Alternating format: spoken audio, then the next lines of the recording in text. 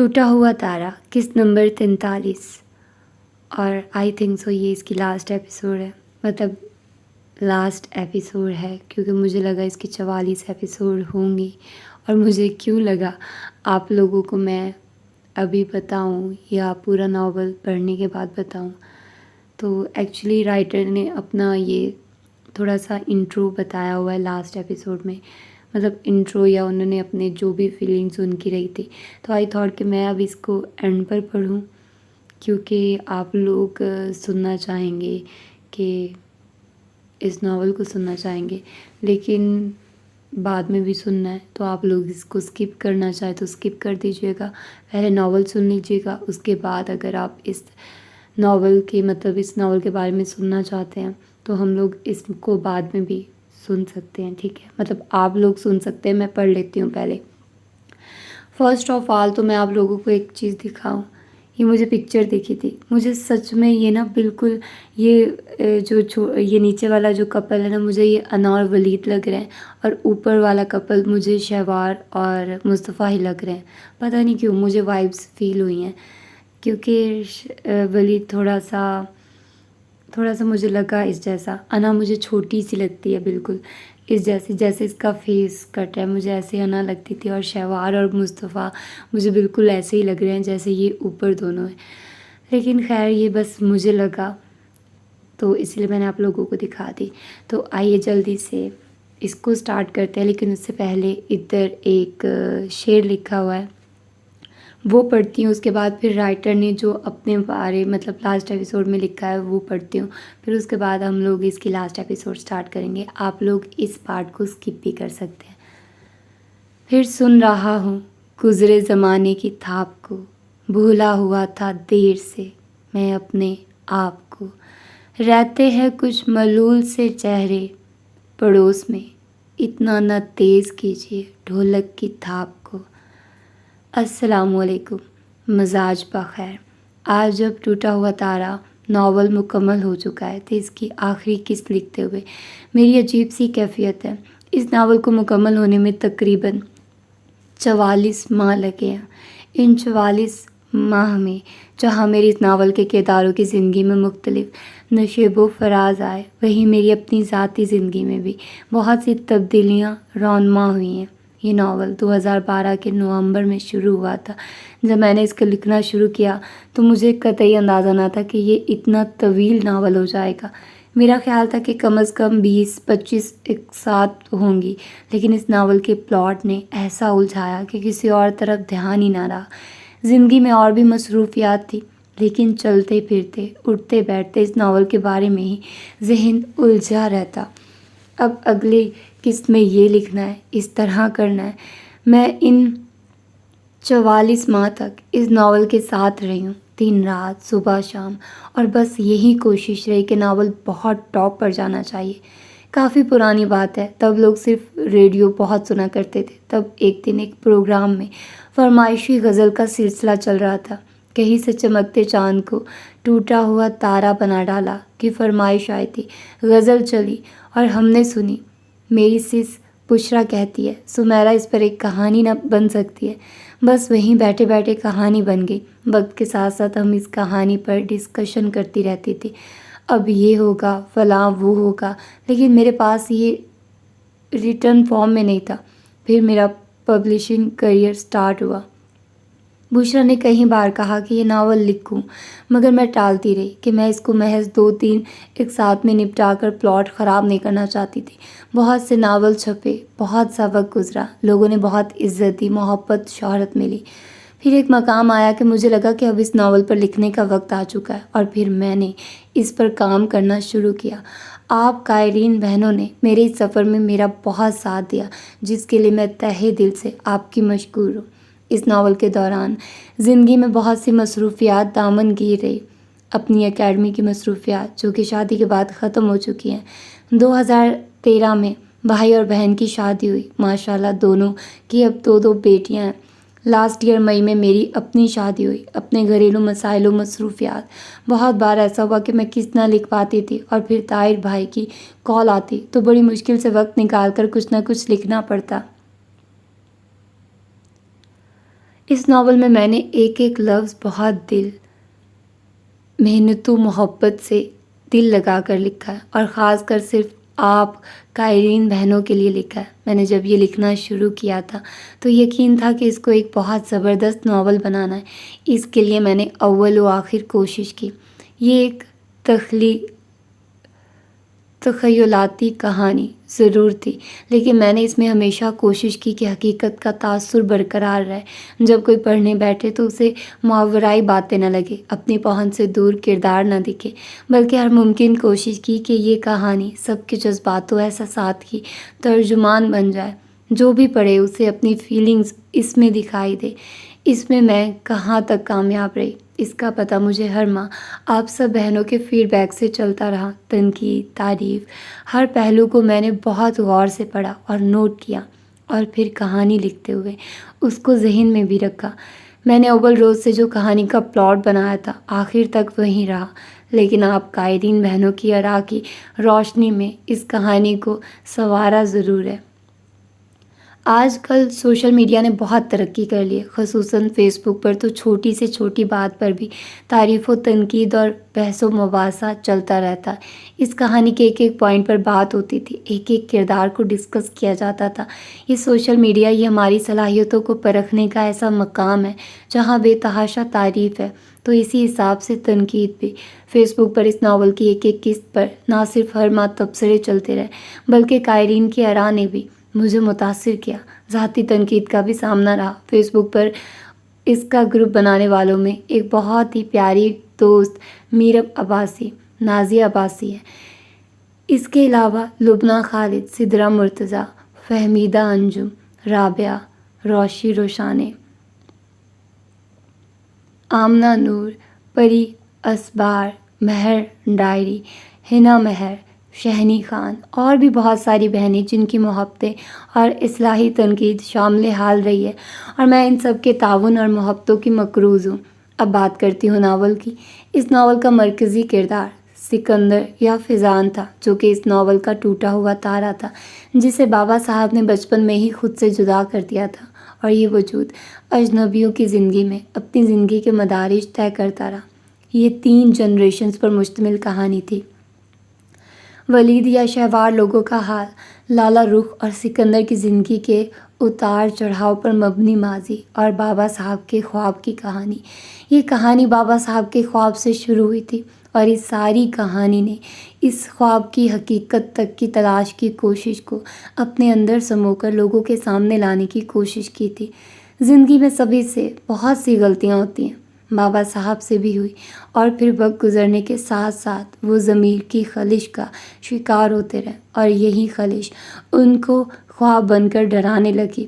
سکندر، جس نے حقیقی رشتے نہیں دیکھے تھے، اس ساری کہانی میں سب سے زیادہ اسی نے سفر کیا اور اپنے سب رشتوں کو کھو دیا۔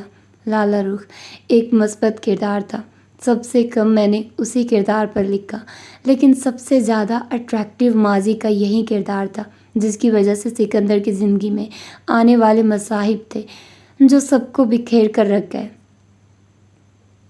مصطفیٰ، ولید، شہوار، انا، یہ سب حال کے کردار تھے اور سب کے محبوب بھی۔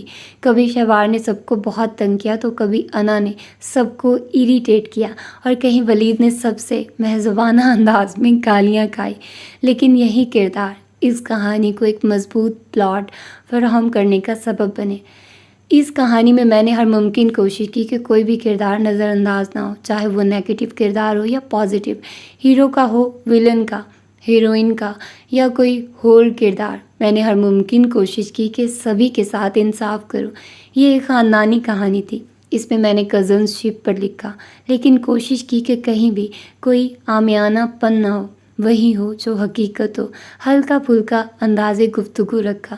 اس کہانی میں میرے سب سے زیادہ فیوریٹ جو کردار تھے وہ ولید اور انا کے تھے، اور سب سے زیادہ نظر انداز ہونے والا کردار انا کا تھا۔ میری شادی سے پہلے تک یہ کردار بہت اچھا چل رہا تھا، لیکن میری شادی کے بعد میں کچھ ایسی الجھی کہ اس کردار کے ساتھ کہیں مقام پر زیادتی ہوئی مجھ سے، اور اس کے ساتھ ساتھ ولید کے کردار کے ساتھ زیادتی ہوئی، لیکن لاسٹ تک میں نے کوشش کی کہ ان کے ساتھ ہونے والی وہ لاشعوری زیادتی کا ازالہ ہو جائے۔ اس میں کہاں تک کامیاب رہی ہوں یہ آپ نے بتانا ہے۔ یہ کوئی رومانٹک ناول نہ تھا، اور اس ناول میں میں اپنی رائٹنگ سٹائل سے ہٹ کر لکھنے کی کوشش کی تھی۔ میں نے کوشش کی کہ اس ناول میں رومانس صرف فیل ہو، سب کی محبت خلوص چاہت میں اور کہانی کے پلاٹ میں، لیکن دکھائی نہ دے۔ بعض لوگوں کا کہنا تھا کہ یہ ناول اگر بہت زیادہ رومانٹک ہوتا تو بہت کامیاب رہتا، لیکن اس بات نے مجھے چیلنج دیا تھا کہ اگر کہانی میں رومانس کو بہت کھول کر ولگر پن، جیسا کہ آج کل بہت سے ناولز میں بہت سی رائٹرز لکھ بھی رہی ہیں، بیان نہ کروں تو کیا میری یہ کہانی کامیاب نہیں ہوگی؟ لیکن قائرین کی آراء نے مجھے احساس دلایا کہ میری یہ کوشش کامیاب رہی ہے۔ یہ میرا دوسرا طویل ترین ناول ہے۔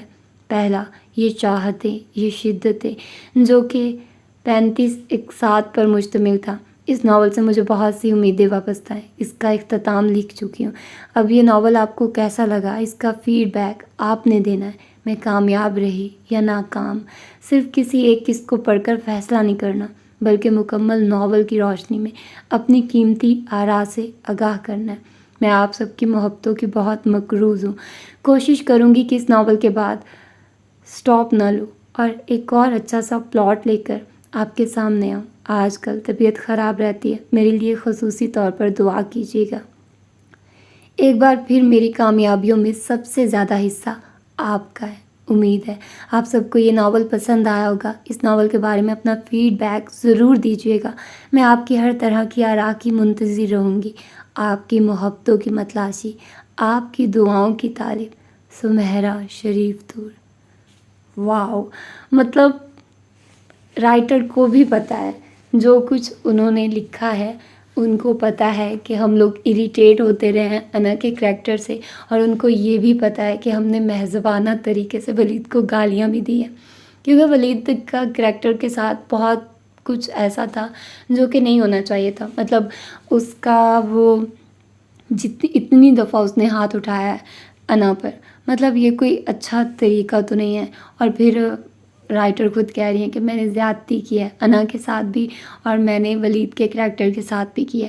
تو دیکھا جائے تو ان کو بھی پتہ ہے کہ انہوں نے کہیں نہ کہیں ان کو نگلیکٹ کیا ہے۔ اگر یہ بہت اچھا بھی ہو سکتا تھا، مطلب اتنا زیادہ جذباتی نہیں بنتا تھا کہ ان کا کیا جائے، اور ان کو اس چیز کا پتہ ہے۔ یار کیا زبردست رائٹر ہے، مطلب ہم جو فیل کر رہے تھے، جو ہماری فیلنگ تھی، ان کو پتہ ہے کہ ہم اریٹیٹ ہو رہے تھے۔ انا نے ہمیں بہت اریٹیٹ کیا، اور ولید کو ہم نے مطلب اچھا نہیں فیل کیا۔ ولید کا ایک طرح سے جینٹل مین والا وہ ہمیں نہیں ایک اچھا لگا کہ وہ ایک طرح سے اچھا تھا، لیکن اس نے بہت ساری ایسی حرکتیں کی جو نہیں کرنی چاہیے تھی۔ اور ہاں، میں نے آپ کو بتایا تھا 44 ایپیسوڈ میں نے تھمبنیل بنا لیے تھے، اور پھر اب مجھے پتہ چلا کہ اس کی یہ کیا کہتے ہیں کہ اس کی یہ 43ویں ایپیسوڈ ہے، کیونکہ میرا خیال ہے کہ وہ کہیں گیپ آیا ہوگا 1 منتھ کا، تو اس وجہ سے وہ اس طرح سے بول رہی ہیں۔ تو اب مجھے اس لاسٹ ایپیسوڈ کو مے بی 2 پارٹس میں کنورٹ کرنا پڑے گا، لیکن ڈونٹ وری، میں ایک دن میں ہی آپ لوگوں کو یہ دونوں پارٹ دینے والی ہوں، تو آپ لوگ ٹینشن مت لیجیے گا، کیونکہ اس طرح سے میرا تھمبنیل خراب ہو جائے گا، اور میرے میں اتنا اسٹیمنا نہیں ہے کہ میں اور تھمبنیل بناؤں اور پھر اس کی نمبرنگ دوں، کیونکہ یہ کافی زیادہ ٹائم ٹیکنگ کام ہے، اور مجھے آلریڈی بہت زیادہ ٹائم لگا تھا اس چیز پر۔ آئی ہوپ آپ لوگ اس چیز کو انڈرسٹینڈ کرو گے۔ تو پھر جلدی سے سٹارٹ کرتے ہیں اس سیکنڈ لاسٹ ایپیسوڈ کو بغیر کسی دیر کے۔ افشا خالہ کو اپنے ہمراہ لے آئی تھی۔ ان کی بہو ساجدہ بھی ہمراہ تھی، جبکہ بیٹے کو باقاعدہ علاج کے لیے اسپتال داخل کروا دیا تھا، اور دونوں بچوں کو اچھے اسکول میں داخلہ مل گیا تھا۔ خالہ بھی ان سب لوگوں سے مل کر بہت خوش تھی۔ دوسری طرف لالا رخ اماں بھی کو اپنے ساتھ لائی تھی۔ وہ لوگ چند دن شہر میں رہے تھے، اور پھر بابا صاحب، فضان، لالا رخ، اماں بھی، سریا بیگم اور بھابھی کے ہمراہ حویلی روانہ ہو گئے تھے۔ سہیل کچھ ضروری امور کی وجہ سے رک گیا تھا، جبکہ رابعہ کو سب نے شاپنگ کا بہانہ بنا کر روک لیا تھا۔ باقی ان سب نے شادی کے نزدیک گاؤں جانا تھا۔ ولید بھی کبھی مصطفیٰ کی طرف تو کبھی ضیاء صاحب کی طرف پایا جاتا تھا۔ شادی کی تیاریاں زور و شور سے جاری تھی۔ انا نے بھی رونا چھوڑ کر اپنے دل کو مار کر حالات سے سمجھوتا کر لیا تھا۔ حماد پاکستان آ چکا تھا، تاہم انا کی اس سے نہ ہی ملاقات ہوئی تھی اور نہ ہی فون پر رابطہ ہوا تھا۔ افشا صبوحی کے ساتھ مل کر شادی کی تیاریوں میں پیش تھی۔ انا اپنے کمرے سے باہر آئی تو روشی، صبوحی اور افشا اچھا خاصا بکھیرا پھیلائے بیٹھی ہوئی تھی، جبکہ خالہ بھی پاس ہی صوفے پر بیٹھی ہوئی تھی۔ افشا نے اسے دیکھا تو مسکرا کر اپنے پاس آنے کا اشارہ کیا۔ بابا صاحب کے یہاں رسم ہے، لڑکی والوں کی طرف سے شادی بیاہ کا سارا خرچ لڑکی والے اٹھاتے ہیں تاکہ لڑکی والوں پر بوجھ نہ بنے۔ انہوں نے تمہاری بری کا سارا سامان بھیجا ہے، ایک دفعہ دیکھ لو۔ انہوں نے زرق برق چمکتے دمکتے خوبصورت ملبوسات اور دیگر اشیاء کی طرف اشارہ کرتے اسے کہا تو اس نے سنجیدگی سے سبھی کچھ دیکھا تھا۔ کمی تو ہم بھی کوئی نہیں رکھیں گے، ماشاءاللہ سے ایک ہی بیٹی ہے ہماری، جو کچھ بھی کریں گے کم ہے۔ صبوحی بیگم نے بھی محبت سے بیٹی کو دیکھ کر کہا، ویسے انا ہر چیز کی کوالٹی اعلیٰ پائے کی ہے، بہت عمدہ ذوق رکھتے ہیں یار تمہارے سسرالی تو۔ روشی نے بھی چھیڑا، لیکن انا کے چہرے کے زاویوں میں قطعی فرق نہ پڑا تھا۔ یہ سامان کون دے کر گیا ہے؟ اس نے سنجیدگی سے پوچھا۔ زہرہ بہن خود آئی تھی، افشا نے بتایا تو اس نے سر ہلا دیا۔ تم کالج گئی ہوئی تھی، انہیں اور بھی کام تھے، کچھ دیر بیٹھی اور پھر چلی گئی۔ روشی نے مزید اضافہ کیا، بس اللہ ساتھ خیریت کے وقت لائے، میرے تو بہت سارے ارمان ہیں۔ صبوحی بیگم کے لہجے میں خالص ماں والی محبت تھی۔ انا نے لب بھینچ لیے تھے، تبھی ولید وہاں چلا آیا تھا۔ وہ آج کل مصطفیٰ کی طرف تھا۔ سلام دعا کے بعد وہ روشی کے ساتھ ہی بیٹھ گیا۔ یہ سب کیا پھیلا رکھا ہے؟ اس نے سنجیدگی سے انا کو دیکھ تو بہن سے پوچھا۔ انا کی سسرال سے سامان آیا تھا، بس وہیں دیکھ رہے ہیں، روشی نے مسکرا کر کہا۔ ولید نے انا کو دیکھا، اس کا چہرہ ایک دم لو دینے لگا تھا۔ آپ کدھر گم ہے؟ 2 دن بعد چکر لگا رہے ہیں؟ کپڑوں کو سمیٹتے روشی نے پوچھا تو وہ مسکرایا۔ گم کہاں ہونا ہے، میری بہن اور 2 عدد کزنز کی شادی ہے، عباس بھائی کی شادی میں چند دن ہی باقی ہیں، وہاں تو خوب تیاریاں ہو رہی ہیں، سب کو میں ہی نظر آ رہا ہوں ڈرائیور کے طور پر، کبھی یہاں تو کبھی وہاں۔ یعنی خوب موجیں ہو رہی ہیں؟ روشی ہنسی۔ شہوار کو ہی لے آتے بیٹا، 2 دن سے ملاقات ہی نہیں ہو سکی، ٹھیک ہے نا وہ؟ افشا کو آج بھی شہوار سے وہیں لگاؤ تھا، ہر دوسرے دن اس سے ملنے جاتی تھی، مصروفیات کے سبب وہ دن سے نہیں جا سکی تھی تو اب پوچھ لیا تھا۔ بالکل ٹھیک ٹھاک ہے، پھپھو زہرہ کی طرف گئی ہوئی ہے، میں نے ساتھ چلنے کو کہا تھا، کہہ رہی تھی کہ شام میں رابعہ اور مصطفیٰ کے ساتھ آئے گی۔ انا کو دیکھ کر کہا تو انا کو لگا کہ جیسے اس کا خون جلنے لگا۔ وہ اٹھ کھڑی ہوئی۔ کہاں؟ روشی نے دیکھ کر پوچھا۔ کھانا کھا لوں، کالج سے آنے کے بعد کچھ نہیں کھایا تھا، وہ کہہ کر وہاں سے نکل گئی۔ کچن میں ساجدہ تھی، اسے دیکھ کر مسکرائی۔ آپ کیوں کام کر رہی ہیں؟ سغرا کہاں ہے؟ اسے افشا باجی نے کچن کے لیے کچھ سامان لانے بھیجا ہے، میں فارغ ہی تھی، سوچا کوئی کام ہی دیکھ لوں۔ مسکرا کر کہا، آپ کے شوہر تو اب کافی امپروو کر رہے ہیں، آج بھی میں نے وارڈ کا چکر لگایا تھا، فزیشین نے کافی امید دلائی ہے کہ کچھ ماہ بعد انشاءاللہ وہ سہارے سے چلنے کے قابل ہو جائیں گے۔ وہ اس کے ہسپتال میں ہی ایڈمٹ تھے، انا ان کا خاص خیال رکھ رہی تھی، ساجدہ اور خالہ بھی بہت مشکور تھی اس کی۔ ویسے اتنے سال بعد علاج کروایا جا رہا ہے، اس وجہ سے کافی پرابلمز ہو رہی ہیں، اگر وقت پر علاج ہو جاتا تو اتنے مسائل نہ ہوتے۔ ساجدہ نے گہرا سانس خارج کیا۔ علاج کہاں سے کرواتے، بڑی مشکل سے پیٹ کا ایندھن میسر ہو جاتا تھا تو یہ بھی بڑی بات تھی۔ اللہ بھلا کرے افشا باجی کا، وہ جب سے لوٹی ہیں ان کے علاج کے لیے کوششیں کرنے لگی تھی، ورنہ ہم غریب لوگ کہاں اتنے مہنگے مہنگے علاج کرواتے۔ ساجدہ کی آواز میں گزرے وقت کا دکھ تھا۔ انا نے گہرا سانس لیتے ان کے کندھے پر ہاتھ رکھا۔ ڈونٹ وری، اب ہم سب ساتھ ہیں تو سب ٹھیک ہو جائے گا، ہم لوگ آپ کا ساتھ کبھی نہیں چھوڑیں گے، اس نے دلاسا دیا تو ساجدہ نے آنکھوں میں ڈرانے والی نمی دوپٹے کے پلو سے صاف کی۔ جلدی سے کھانا دے، بہت بھوک لگی ہے۔ ساجدہ کا دھیان بٹانے کو اس نے جلدی مچائی۔ ساجدہ نے بھی فوراً کھانا نکال کر اس کے سامنے ٹیبل پر رکھ دیا۔ ساجدہ کھانا دے کر کچن سے نکل گئی تھی، وہ ابھی کھانا کھا رہی تھی جب ولید کچن میں داخل ہوا۔ لگتا ہے میرا آنا تمہیں اچھا نہیں لگا، ولید نے کرسی کے پاس رکتے ہوئے کہا تو انا کو لگا جیسے اس کے تن بدن میں آگ ہی لگ گئی ہو۔ بڑی خوش فہمیاں ہیں اپنے بارے میں، اس نے تلخی سے کہا۔ ولید ایک دم ہنس دیا۔ غلط فہمیاں نہیں کہہ سکتی تم۔ انا نے بہت ضبط سے اسے دیکھا، اسے لگ رہا تھا کہ جیسے وہ یہ سب جان بوجھ کر رہا ہے، اسے ٹیز کرنے کے لیے۔ کچھ چاہیے؟ ولید کے ہونٹوں پر موجود عجیب سی مسکراہٹ کو نظر انداز کرتے اس نے غصے سے پوچھا۔ تم کیا دے سکتی ہو مجھے؟ انا کو لگا کہ جیسے ولید اس کا مذاق اڑا رہا، اس نے ضبط سے لب بھینچ لیے۔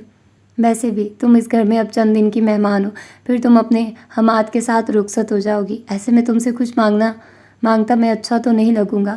ولید نے مسکرا کر کہا۔ عماد کے ذکر پر انا کا جی چاہا کہ سامنے رکھا پانی کا گلاس اٹھا کر ولید کے سر پر دے مارے۔ عماد سے ملاقات ہوئی تھی، کافی خوش لگ رہا ہے، بڑے جوش و خروش سے شادی کی تیاریوں میں مصروف ہے۔ ولید کا انداز اب بھی جی جلانے والا تھا۔ ظاہر ہے شادی ہے اس کی، وہ تو خوش ہوگا ہی۔ وہ ولید کو خود پر کوئی بھی بات بنانے کا موقع نہیں دینا چاہتی تھی۔ ولید ہنس دیا۔ دیٹس گریٹ، تم میں یہ چینج بہت اچھا لگ رہا ہے، آئی لائک اٹ۔ اپنی طرف سے تو اس نے ولید کو شرمندہ کرنا چاہتا ہے، لیکن ولید کے جواب پر وہ کلس کر رہ گئی۔ جب انسان اپنی مرضی اور پسند سے شادی کر رہا ہو تو یقیناً وہ خوش بھی ہوتا ہے۔ وہ ولید کے سامنے کچھ دن پہلے اپنی انا اور وقار کو ایک طرف رکھ کر اظہار کر چکی تھی۔ اس کے بعد ولید نے جو جواب دیا تھا وہ اپنی جگہ مجرم بن گئی تھی، اور اب اس نے سوچ لیا تھا دل کے جذبات کا خون ہو ہی رہا ہے تو پھر وہ کیوں اپنی نظروں سے گرے۔ جب سلیب پر چڑھنا ہے طے ہے تو پھر پورے وقار کے ساتھ سب کچھ برداشت کرے گی، چاہے اس کو اپنے دل کے ہی ٹکڑے کرنے پڑے۔ ویری نائس، ولید مسکرایا۔ انا کو لگا جیسے وہ اس کا مذاق اڑا رہا ہے۔ اس نے سختی سے مٹھیاں بھینچ لی تھی۔ اس نے کھانے سے ہاتھ کھینچا، برتن اٹھا کر سینک میں رکھے اور اپنے لیے چائے کا پانی چولہے چڑھا دیا۔ میرے لیے بھی ایک کپ چائے پلیز، ولید نے اسے برتن چولہے پر چڑھاتے دیکھ کر کہا۔ ولید وہاں مسلسل موجود تھا، اسے اس کی موجودگی سے الجھن اور پریشانی ہو رہی تھی، لیکن وہ صبر کرنے پر مجبور تھی۔ اس نے ولید کے کپ میں چائے ڈال کر اس کے قریب آ کر چائے کا کپ اسے تھمایا۔ شکریہ، ولید نے کپ تھام لیا۔ ویسے تم چائے بہت اچھی بناتی ہو، میں اب جب بھی اس گھر میں آیا کروں گا تمہارے ہاتھ کی بنی ہوئی چائے کو بہت مس کیا کروں گا۔ ولید کے الفاظ پر انا ساکت رہ گئی۔ وہ جو بڑی مشکلوں سے خود کو سنبھال رہی تھی پھر بھی کرنے لگی۔ اس نے خود پر ضبط کرتے کچھ کہے بغیر باہر کی طرف قدم بڑھا دیے تھے۔ رکو تو صحیح، ولید فوراً اس کے سامنے آیا تھا۔ انا کے ہاتھ میں موجود کپ سے چائے چھلکی تھی۔ اس نے بہت غصے سے ولید کو دیکھا۔ سوری ڈیئر، ولید نے مسکرا کر کہا تو انا غصے سے دیکھ کر سائڈ سے نکل کر باہر لان کی طرف آ گئی۔ ولید بھی ساتھ ساتھ تھا۔ مانا کہ تم میں یہ چینج اچھا لگ رہا ہے، لیکن ایسی بھی کیا بے مروتی کہ تم سیدھے منہ بات کرنے پر ہی آمادہ نہیں۔ وہ سیڑھیوں پر جا کر بیٹھی تو ولید نے بھی ساتھ بیٹھتے ہوئے کہا۔ انا نے کپ سائڈ پر پٹکا اور بہت غصے سے ولید کو دیکھا۔ کیا چاہتے ہیں آپ؟ اس کا انداز تو ٹوک تھا۔ بھائی ہم اچھے دوست ہیں، کیا ہم اچھے انداز میں بات چیت بھی نہیں کر سکتے؟ ولید نے بظاہر مسکرا کر کہا تھا۔ انا سلگ اٹھی، اس کا ضبط بالکل جواب دے چکا تھا۔ نہیں ہیں ہم اچھے دوست، اس کے انداز میں قطعیت تھی۔ اس دن آپ کی گاڑی میں آپ کے سامنے میں نے نہ صرف اپنی انا کو ختم کرتے اپنے وقار کو ملیہ میٹ کیا تھا، بلکہ اس دن میں نے اپنے دل میں موجود انمول جذبوں کی بھی تذلیل کروا لی تھی۔ آپ ضیاء ماموں کے بیٹے تھے، میں آپ سے اس رشتے ناطے انسیت و لگاؤ محسوس کرتی تھی۔ اب آپ کا ان سے کوئی خونی رشتہ نہیں، اس لیے میرا بھی آپ سے کوئی رشتہ نہیں۔ وہ تلخی سے بڑی شدت سے سچائی رد کر رہی تھی۔ لیکن انا، ولید نے کچھ کہنا چاہا تو اس نے انگلی اٹھا کر اسے روک دیا۔ میں نے ماضی میں جو غلطیاں کی مجھے ان کا ادراک ہے، میں ان پر شرمندہ بھی ہوں اور معافی بھی مانگ چکی ہوں۔ آپ کا اور میرا اس سے بڑھ کر اب کوئی رشتہ نہیں، کبھی جو تھا وہ اب سب کچھ ختم ہو چکا ہے۔ میں حماد سے شادی کر رہی ہوں اور اس رشتے کو قبول بھی کر رہی ہوں۔ تو آپ کو اب کیا مسئلہ ہے؟ کیوں بار بار میرے سامنے آتے ہیں؟ بلکہ مجھے آپ سے کچھ بھی لینا دینا نہیں ہے۔ وہ جو بات کرتے کرتے ہر بار آخر میں جذباتی ہو کر رونے لگتی تھی، اس بار قطعی مختلف انداز میں بڑے حوصلے اور اعتماد کے ساتھ ولید کو سپاٹ نظروں سے دیکھتے اس نے یہ سب کہا تھا۔ تم مجھ سے اس دن والی باتوں کو لے کر بہت خفا ہونا۔ اس کی اتنی ساری باتوں کے جواب میں ولید نے یہ کہا تو انا استزائیہ ہنسی ہنستی۔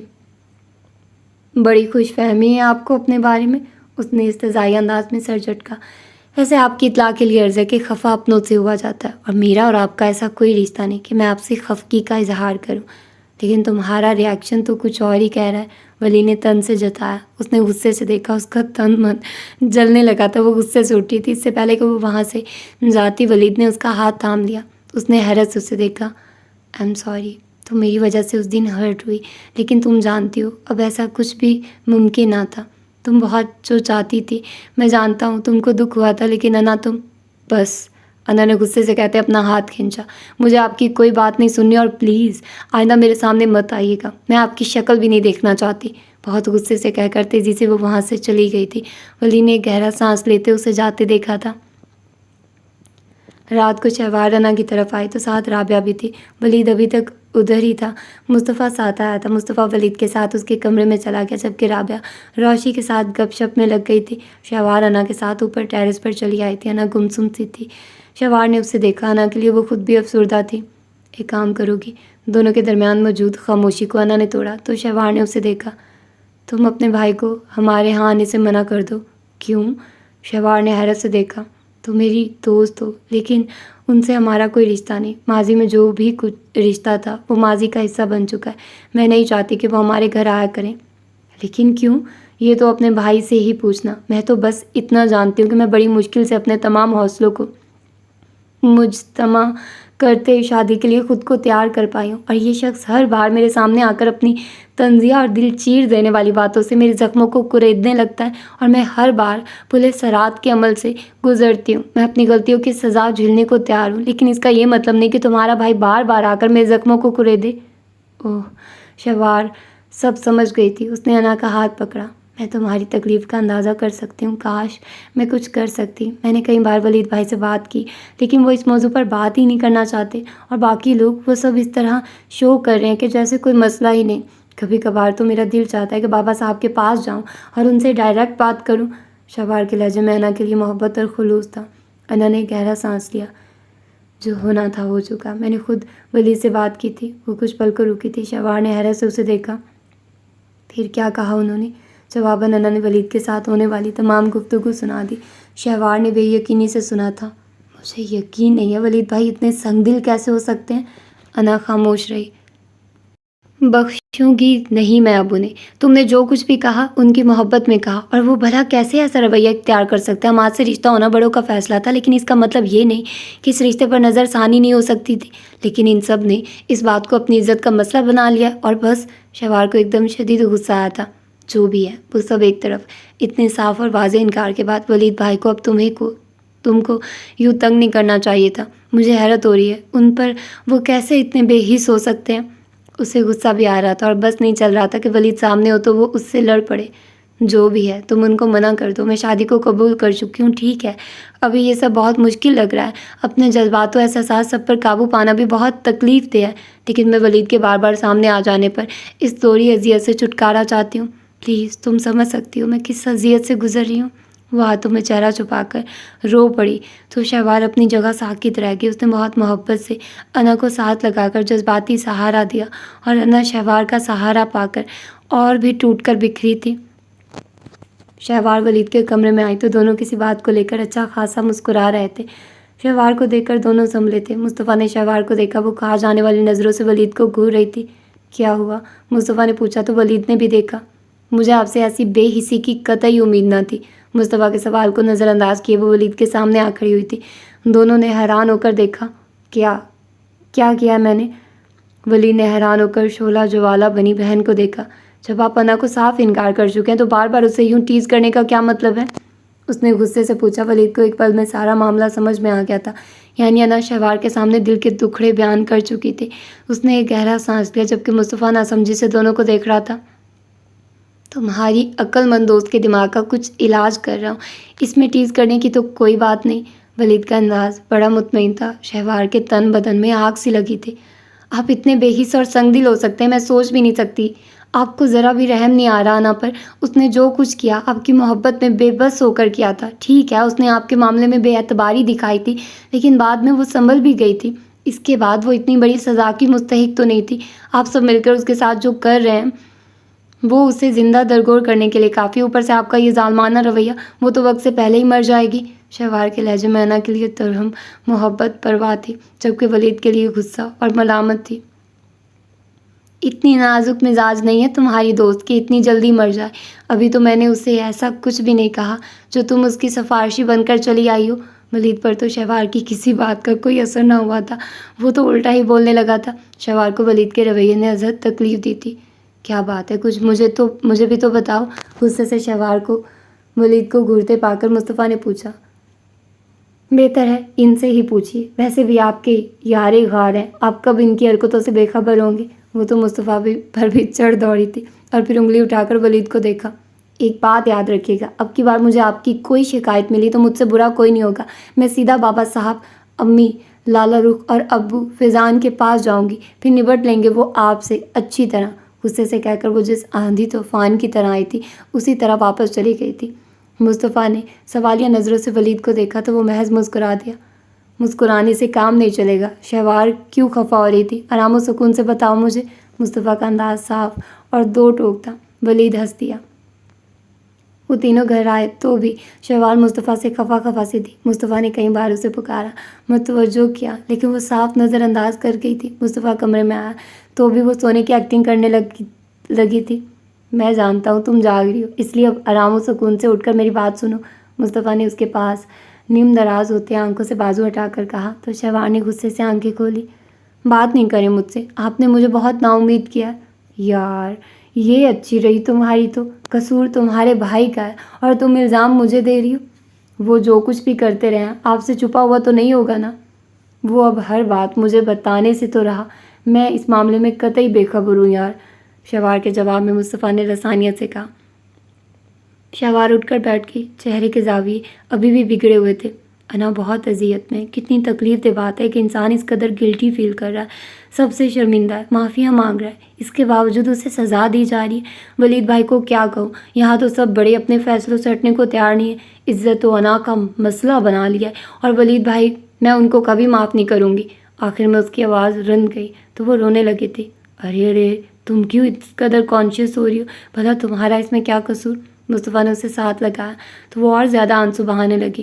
میں آج انا کے سامنے اس قدر شرمندگی محسوس کر رہی تھی کہ حد نہیں۔ ولید میرے بھائی ہیں، انا کے سامنے ان کے بہت سے اعمال کی جواب دوں۔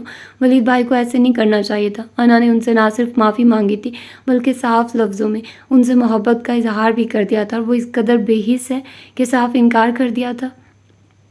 مصطفیٰ نے ایک گہرا سانس لیا۔ جو کچھ ہو رہا ہے انا کو سمجھانے کے لیے یہی کافی تھا، لیکن تمہارے بھائی کی ضد کے سامنے ہم بھی بے بس ہیں۔ آپ ان کے دوست ہیں، ان کو سمجھانے کی کوشش تو کر سکتے تھے، ہونے کو تو ابھی بھی بہت کچھ ہو سکتا ہے۔ میں نے سوچ لیا میں صبح بابا صاحب سے بات کروں گی، امی اور ابو سے بھی۔ میں ولید بھائی کی سنگ دلی کی وجہ سے انا کے ساتھ اتنی بڑی زیادتی نہیں ہونے دوں گی۔ اس کا انداز اٹل تھا۔ مصطفیٰ نے گہرا سانس لیتے شہوار کے دو ٹوک انداز کو دیکھا، اور پھر کچھ سوچتے اس نے شہوار کو دیکھا تھا جس کے رخساروں پر بہتے آنسو اس کی انا سے محبت کے گواہ تھے۔ اچھا بات سنو، مصطفیٰ کا انداز پرسوچ تھا شہوار کے آنسو صاف کرتے۔ مصطفیٰ مسکرا کر اس کے قریب ہوا۔ تمہیں کچھ بتانا ہے؟ شہوار کی آنکھوں میں دیکھتے اس نے دھیمے لہجے میں کہا تو شہوار نے سوالیہ نظروں سے مصطفیٰ کو دیکھا۔ امجد خان نے پرانی ریکارڈ سے جو رپورٹ حاصل کی تھی وہ مصطفیٰ کو پیش کر دی۔ مصطفیٰ جو وہ رپورٹ دیکھ کر الجھ کر رہ گیا تھا۔ مرنے والی عورت، اس کا بچہ اور دونوں بچیاں، سب کی رپورٹ کے مطابق وہ ایک ہی خاندان کا حصہ تھے۔ وہ عورت ان بچوں کی سگی ماں تھی۔ پرانے ریکارڈ سے جو حقائق سامنے آئے تھے وہ بہت نامکمل سے تھے، چونکہ اس وقت اس کیس کی پیروی کرنے والا سوائے ضیاء صاحب کے وہ بھی چند دن تک کوئی نہ تھا، اور ضیاء صاحب نے بھی شاید پوسٹ مارٹم کی رپورٹ نہ دیکھی تھی، ورنہ وہ اتنا عرصہ ایک تکلیف دہ اذیت میں نہ گزارتا۔ خیر، مصطفیٰ بذات خود ان حقائق کی جانچ پڑتال کروا رہا تھا۔ عبدالقیوم ماضی کا ہمایوں جیل میں تھا، اس کا کیس عدالت میں چل رہا تھا۔ اس کی منقولہ اور غیر منقولہ سب جائیداد فی الحال حکومت کی تحویل میں تھی۔ اس کے گھر کو بھی خالی کروا لیا تھا۔ عبدالقیوم کی بیٹی عادلہ مکمل طور پر خالی ہاتھ ہو چکی تھی۔ دولت، جائیداد، گھر بار، ہر چیز ہاتھ سے نکل گئی تھی۔ اسے مجبوراً ہاسٹل میں پناہ لینا پڑی تھی۔ مکافات عمل کا یہ سلسلہ بڑا اذیت ناک تھا۔ ظلم کے ہاتھ پیر نہیں ہوتے، زبان بھی نہیں ہوتی، لیکن آخرکار انجام میں وہ چیختا چلاتا ہے، احتجاج کرتا ہے، اور اس کی آواز سن لی جاتی ہے۔ عادلہ سوچ کی گہرائیوں میں غرق تھی۔ وہ اپنے تمام دوست احباب، منہ بولے تمام رشتہ داروں کے پاس پناہ لینے کے لیے گئی تھی، لیکن کوئی بھی اسے منہ لگانے کو تیار نہ تھا۔ دوست احباب کنارہ کشی اختیار کر گئے تھے، اور نام نہاد رشتہ دار وہ بھی چڑھتے ہوئے سورج کے پجاری نکلے تھے۔ وہ عادلہ جس نے بڑے نازوں سے زندگی گزاری تھی، اب زندگی کا اصل روپ دیکھا تو حقیقت میں اسے رب یاد آیا تھا۔ باپ پر مقدمہ چل رہا تھا، ماں پاگل خانے میں تھی، اور بہن بھائی اس دنیا سے رخصت ہو چکے تھے۔ اس کے پاس ڈگری تھی، لیکن اب قسمت ساتھ نہ تھی۔ اسے ایک مقامی اسکول میں ایک ٹیچر کی جاب ملی تھی، وہ بھی ایک پرانی دوست کے توسط سے، جسے شاید اس کے حالات پر ترس آ گیا تھا، اور وہ ملنے پر آمادہ ہو گئی تھی۔ زندگی کے روز و شب گزارتے اسے اپنا چند سال کا بیٹا اب شدت سے یاد آتا تھا۔ اس کا جی چاہتا تھا کہ وہ عباس کے گھر جائے اور اپنے بیٹے سے مل لے، لیکن وہ مارے خوف کے کہیں نہیں جا رہی تھی۔ اس کا سارا دم خم ماضی کا قصہ بن چکا تھا۔ اس کا باپ سب اعترافات کر چکا تھا، سب جرائم قبول کر چکا تھا۔ جرائم کی ایک طویل فہرست تھی۔ لالا روخ اور فیضان کے علاوہ اس کے مظالم پر گواہی دینے والے بہت سے لوگ تھے۔ نہ جانے کون کون کہاں سے نکل آیا تھا۔ ایاز کے ڈھائے ہوئے مظالم بھی باپ کے کھاتے میں تھے۔ اس دن بھی وہ باپ سے ملنے جیل آئی تھی۔ عبدالقیوم کی حالت بہت ناگفتہ بات تھی، شاید وہ بھی پچھتاووں کی منزل طے کر رہا تھا۔ باپ کی حالت دیکھ کر وہ شدت سے روئی تھی۔ ہمارے ساتھ آپ نے بہت برا کیا ڈیڈ، آپ نہ ہماری اچھی تربیت کر سکے اور نہ ہی خود کو اس احتساب سے بچا سکے۔ کاش میں آپ کی کوئی مدد کر سکتی۔ بہت برا کیا آپ نے اپنے ساتھ بھی اور ہمارے ساتھ بھی۔ باپ اس کے الفاظ پر خاموش رہا۔ وہ کچھ دیر باپ کی حالت پر ماتم کنا رہی اور پھر وہاں سے نکل آئے تھے۔ وہ ذہنی امراض پاگل خانہ کی عمارت میں آئی تو اس کی ماں اپنے مخصوص بستر پر بیٹھی ہوئی تھی، بال بکھرے ہوئے اور پاؤں زنجیروں میں قید تھے۔ وہ عادلہ کو دیکھ کر ایک دم متوجہ ہوئی تھی۔ ایاز آ گیا، میرا ایاز آ گیا۔ انہوں نے عادلہ کے ہاتھ تھام لیے تھے۔ اس کی ماں کے ذہن میں صرف ایاز تھا اور باقی سب کچھ محو ہو چکا تھا۔ وہ تو کب کا آ کر اس دنیا سے بھی جا چکا ہے، بلکہ وہ کیا آپ کی کاشی بھی اس دنیا سے رخصت ہو چکی ہے۔ عادلہ ماں کا ہاتھ پکڑ کر رو دی تھی۔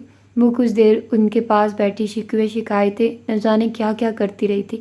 وہاں سے لوٹی تو عصر کا وقت تھا۔ اس کے دل کو عجیب سی بے چینی لگی ہوئی تھی۔ وہ گھٹن سے بھرا ہاسٹل کا کمرہ اسے کاٹ کھانے کو دوڑ رہا تھا۔ اس کا بس نہیں چل رہا تھا کہ وقت کا پہیہ الٹا چل جائے اور وہ سب کچھ سدھار دے۔ عباس کے ساتھ شادی شدہ زندگی کو بالکل اسی طرح گزاری جس طرح عباس اور اس کے خاندان کی خواہش تھی۔ وہ زندگی جس میں اس کا بیٹا تھا اور خوشیوں کی ریل پیل تھی، جنہیں اپنی ناعاقبت اندیشی کے سبب وہ اپنے ہاتھوں سے کھو چکی تھی۔ اسے عباس سے کی جانے والی اپنی تمام تر زیادتیاں یاد آنے لگی تو وہ سسک اٹھی۔ وہ دونوں ہاتھوں سے خالی تھی اور عباس نہ جانے دل میں کیا سمائی کہ وہ رکشے میں بیٹھ کر عباس کے گھر کی طرف چلی آئی تھی۔ عباس کے عالی شان گھر کے سامنے رکشہ رکا تو وہ چونکی۔ اس گھر کو وہ اپنے غرور اور دولت کے نشے میں چور ہو کر ٹھوکر مار کر چلی گئی تھی اور آج وہ اس گھر کے سامنے کھڑی تھی۔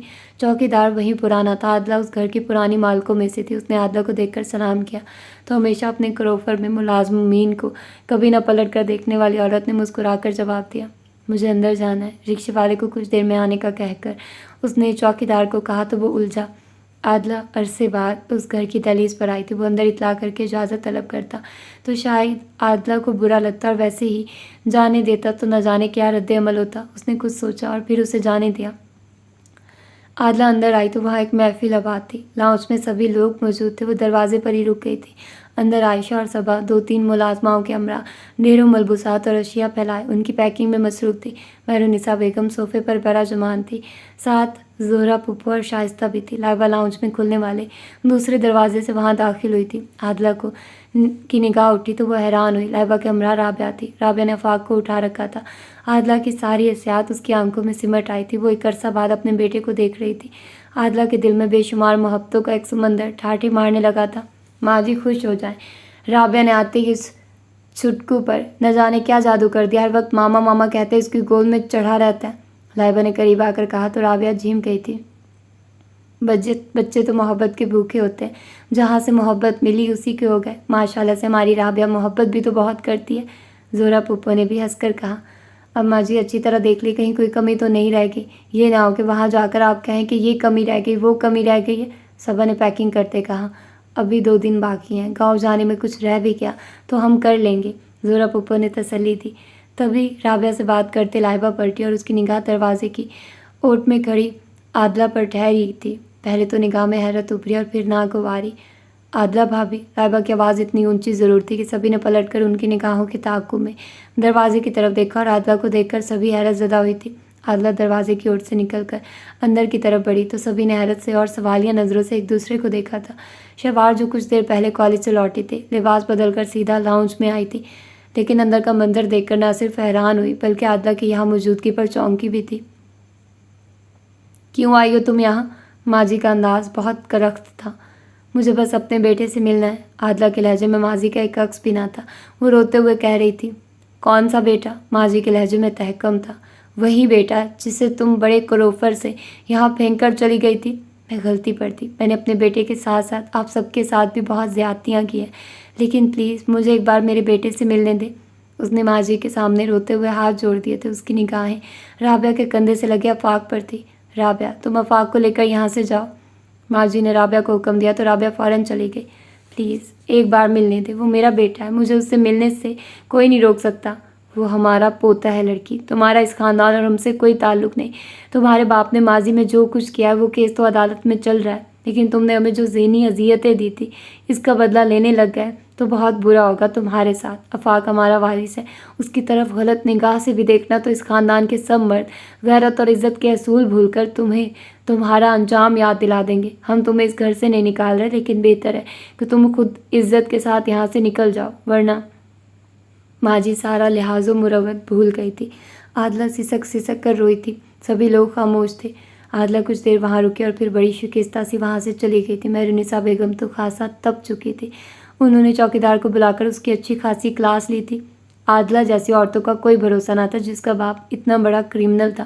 اس کی بیٹی سے برے عمل کی توقع کی جا سکتی تھی۔ کیا پتہ وہ گھر میں گھس کر پسٹل کے زور پر آفاق کو چھین کر لے جاتی تو ایسی عورتوں سے کچھ بھی بعید نہ تھا۔ ان کے دل میں اور بھی نہ جانے کون کون سے وسوسے آ رہے تھے۔ وہ عادلہ کے اندر ہونے والی تبدیلی سے بے خبر تھے۔ ان کے ذہن میں تو ماضی کی بدتمیز ہر حد تک جانے والی کرپٹ عادلہ کی شبیہ تھی۔ شام تک یہی موضوع زیر بحث رہا تھا۔ ماجی تو سخت خوف زدہ تھی۔ شام کے بعد مرد حضرات گھر آئے تو انہوں نے سارا واقعہ کہہ سنایا۔ عباس بھی وہی موجود تھے۔ سب نے خاموشی سے سنا تھا۔ آپ ملنے دیتی، نہ جانے اب وہ کیا کرے، ایسی لڑکیوں کا کوئی بھروسہ نہیں ہوتا۔ شاہ زیب صاحب نے سارا معاملہ سن کر کہا، خواہ ملنے دیتی، جگر کا ٹکڑا بنا کر پال رہے ہیں ہم آفاق کو۔ میں تو اپنے بچے پر ایسی عورت کی پرچھائی بھی نہ پڑنے دوں۔ مجھے اس عورت کا سلوک نہیں بھولتا، کبھی اس نے بچے کو سینے سے نہ لگایا۔ ایسا سلوک تو لوگ جانوروں سے بھی نہیں کرتے، جیسا اس نے آفاق کے ساتھ کیا تھا۔ اب ممتا جا گئی۔ جب اس کی ضرورت تھی تب تو کہتی تھی کہ کسی یتیم خانے میں چھوڑ دو، اس سے نہیں پالے جاتے ایسے بچے۔ ماجی کو ماضی نہیں بھولا تھا۔ سبھی خاموش ہو گئے تھے۔ عباس خاموشی سے اٹھا۔ وہ باہر آیا تو لائبہ سے پوچھا، آفاق کہاں ہے؟ رابعہ کے پاس اس کے کمرے میں ہے۔ رابعہ آج کل شہوار کے شادی سے پہلے والے کمرے میں ٹھہری ہوئی تھی۔ عباس سر ہلاتا ادھر آیا تھا۔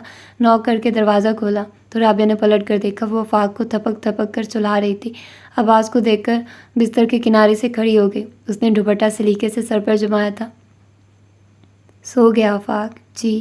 عباس نے قریب آ کر سوئے ہوئے بیٹے کی پیشانی چومی اور پھر سیدھا ہو کر قریب کھڑی رابعہ کو دیکھا۔ شکریہ، سنجیدگی سے کہا تو رابعہ نے چونک کر دیکھا۔ انداز سوالیہ تھا۔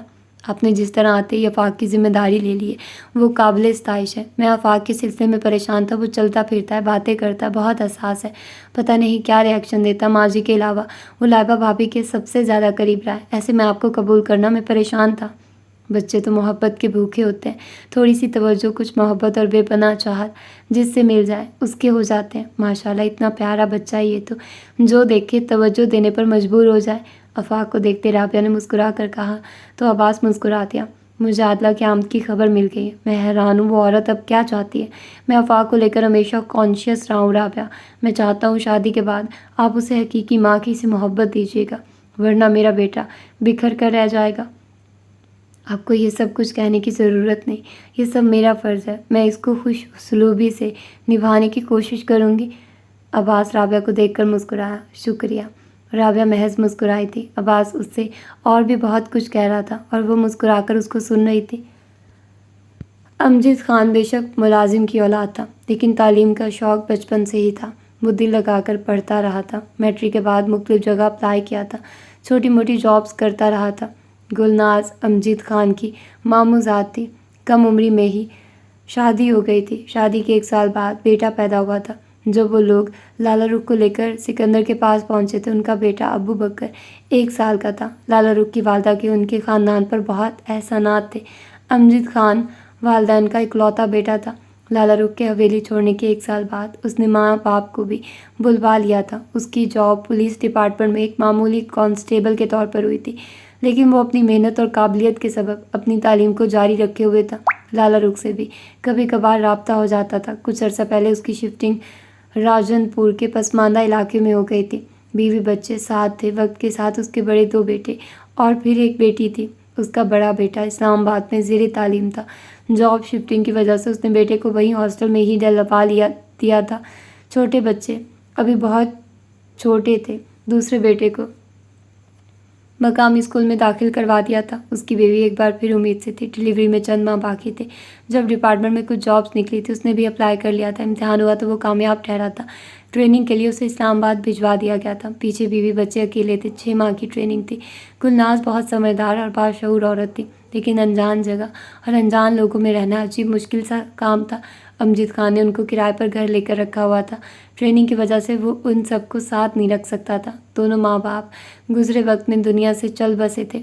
وہ 2 ماہ بعد صرف 2 دن گھر آ سکا تھا۔ اسے گلناز کچھ پریشان دکھائی دی تھی، لیکن اس کے بار بار پوچھنے پر بھی وہ ٹال گئی تھی۔ اعلیٰ جاب اور عہدہ حاصل کرنا امجد خان کا خواب تھا اور گلناز اس کے کسی بھی خواب کے راستے میں نہیں آنا چاہتی تھی۔ اس کی ڈلیوری کے دن نزدیک تھے۔ راجن پور میں امجد خان کے ڈپارٹمنٹ کا ایک شخص اور اس کی بیوی ان کی خبر گیری کر لیا کرتے تھے۔ گلناز کے ہاں بیٹی نے جنم لیا تھا۔ اس شخص اور اس کی بیوی نے کافی تعاون کیا تھا اور تبھی گلناز مزید پریشان ہو گئی تھی۔ اس نے محسوس کیا تھا کہ امجد خان اس شخص کو ان کی خبر گیری کا کہہ کر تو چلا گیا تھا، لیکن یہ شخص کوئی اچھا انسان نہ تھا۔ وہ شخص جب جی چاہتا گھر میں گھس آتا تھا۔ نت نئی فرمائشیں اور باتیں۔ گلناز اس اجنبی جگہ اور انجان لوگوں میں بڑی مشکل سے دن گزار رہی تھی۔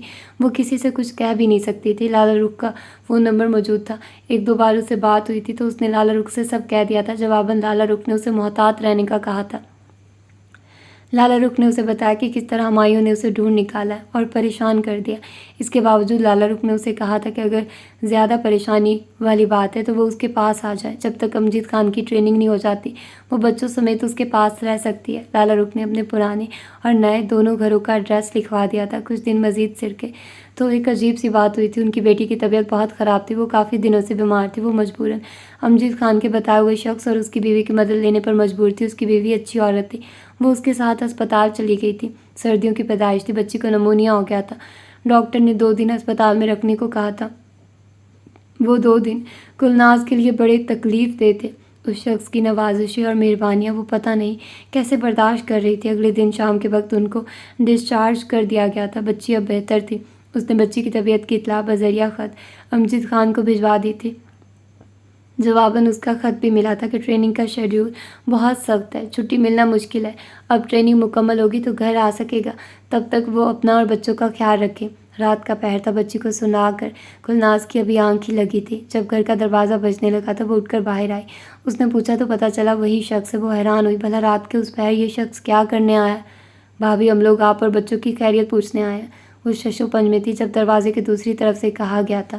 گلناز کو تھوڑا سا سکون ہوا، یعنی وہ اکیلا نہیں تھا۔ اس نے دروازہ کھول دیا تو وہ اندر داخل ہوا تو گلناز نے اس کے عقب میں دیکھا۔ وہ وردی میں ملبوس تھا۔ بھابھی کدھر ہے؟ وہ تو گھر پر ہی ہے۔ میں آفس سے لوٹا تو سوچا ادھر سے گزر رہا ہوں، آپ اور بچوں کی خیریت پوچھ لوں، اس نے کہا تو گلناز چونکی۔ اس کے چہرے کے تیور بدلے تھے۔ وہ 4 بچوں کی ماں تھی۔ اتنا تجربہ ضرور ہو چکا تھا کہ تنہا مرد رات کے اس پہر کسی تنہا عورت کے گھر میں یوں چلا ہے تو کیا کچھ ہو سکتا ہے۔ آپ کو اس وقت ادھر نہیں آنا چاہیے تھا، گلناز نے عزت ناگواری سے کہا تھا۔ آپ کو علم ہے میں تنہا عورت اس وقت گھر میں اکیلی ہوتی ہوں۔ محلے والے پہلے ہی میرے بارے میں مشکوک رہتے ہیں۔ میں لوگوں کو باتیں بنانے کا موقع نہیں دینا چاہتی۔ آپ براہ کرم اس وقت یہاں سے جا سکتے ہیں، اس نے بہت صاف لہجے اور رکھائی میں کہا تھا۔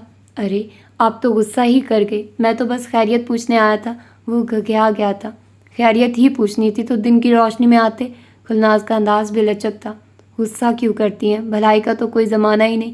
امجد صاحب نے کہا تھا تو میں ان کی مروت میں سب کرتا ہوں، ورنہ کون ہے جو اس زمانے میں کسی غیر کے لیے اتنی دوڑ دھوپ کرے؟ جواباً وہ بھی غصہ کر گیا تھا۔ گلناز الجھی تھی۔ وہ شخص واپس جانے کی بجائے صحن میں بیچی چارپائی پر بیٹھ گیا۔ ایک گلاس پانی پلا دیں، پھر چلا جاتا ہوں۔ گلناز کو اس کا انداز بہت عجیب سا لگا تھا۔ وہ خاموشی سے وہاں سے ہٹی اور ایک طرف بنے چھوٹے سے کچن میں آئی۔ وہ ابھی گلاس میں پانی نکال کر پلٹی تھی جبھی وہ شخص کچن کے دروازے کے پاس کھڑا تھا۔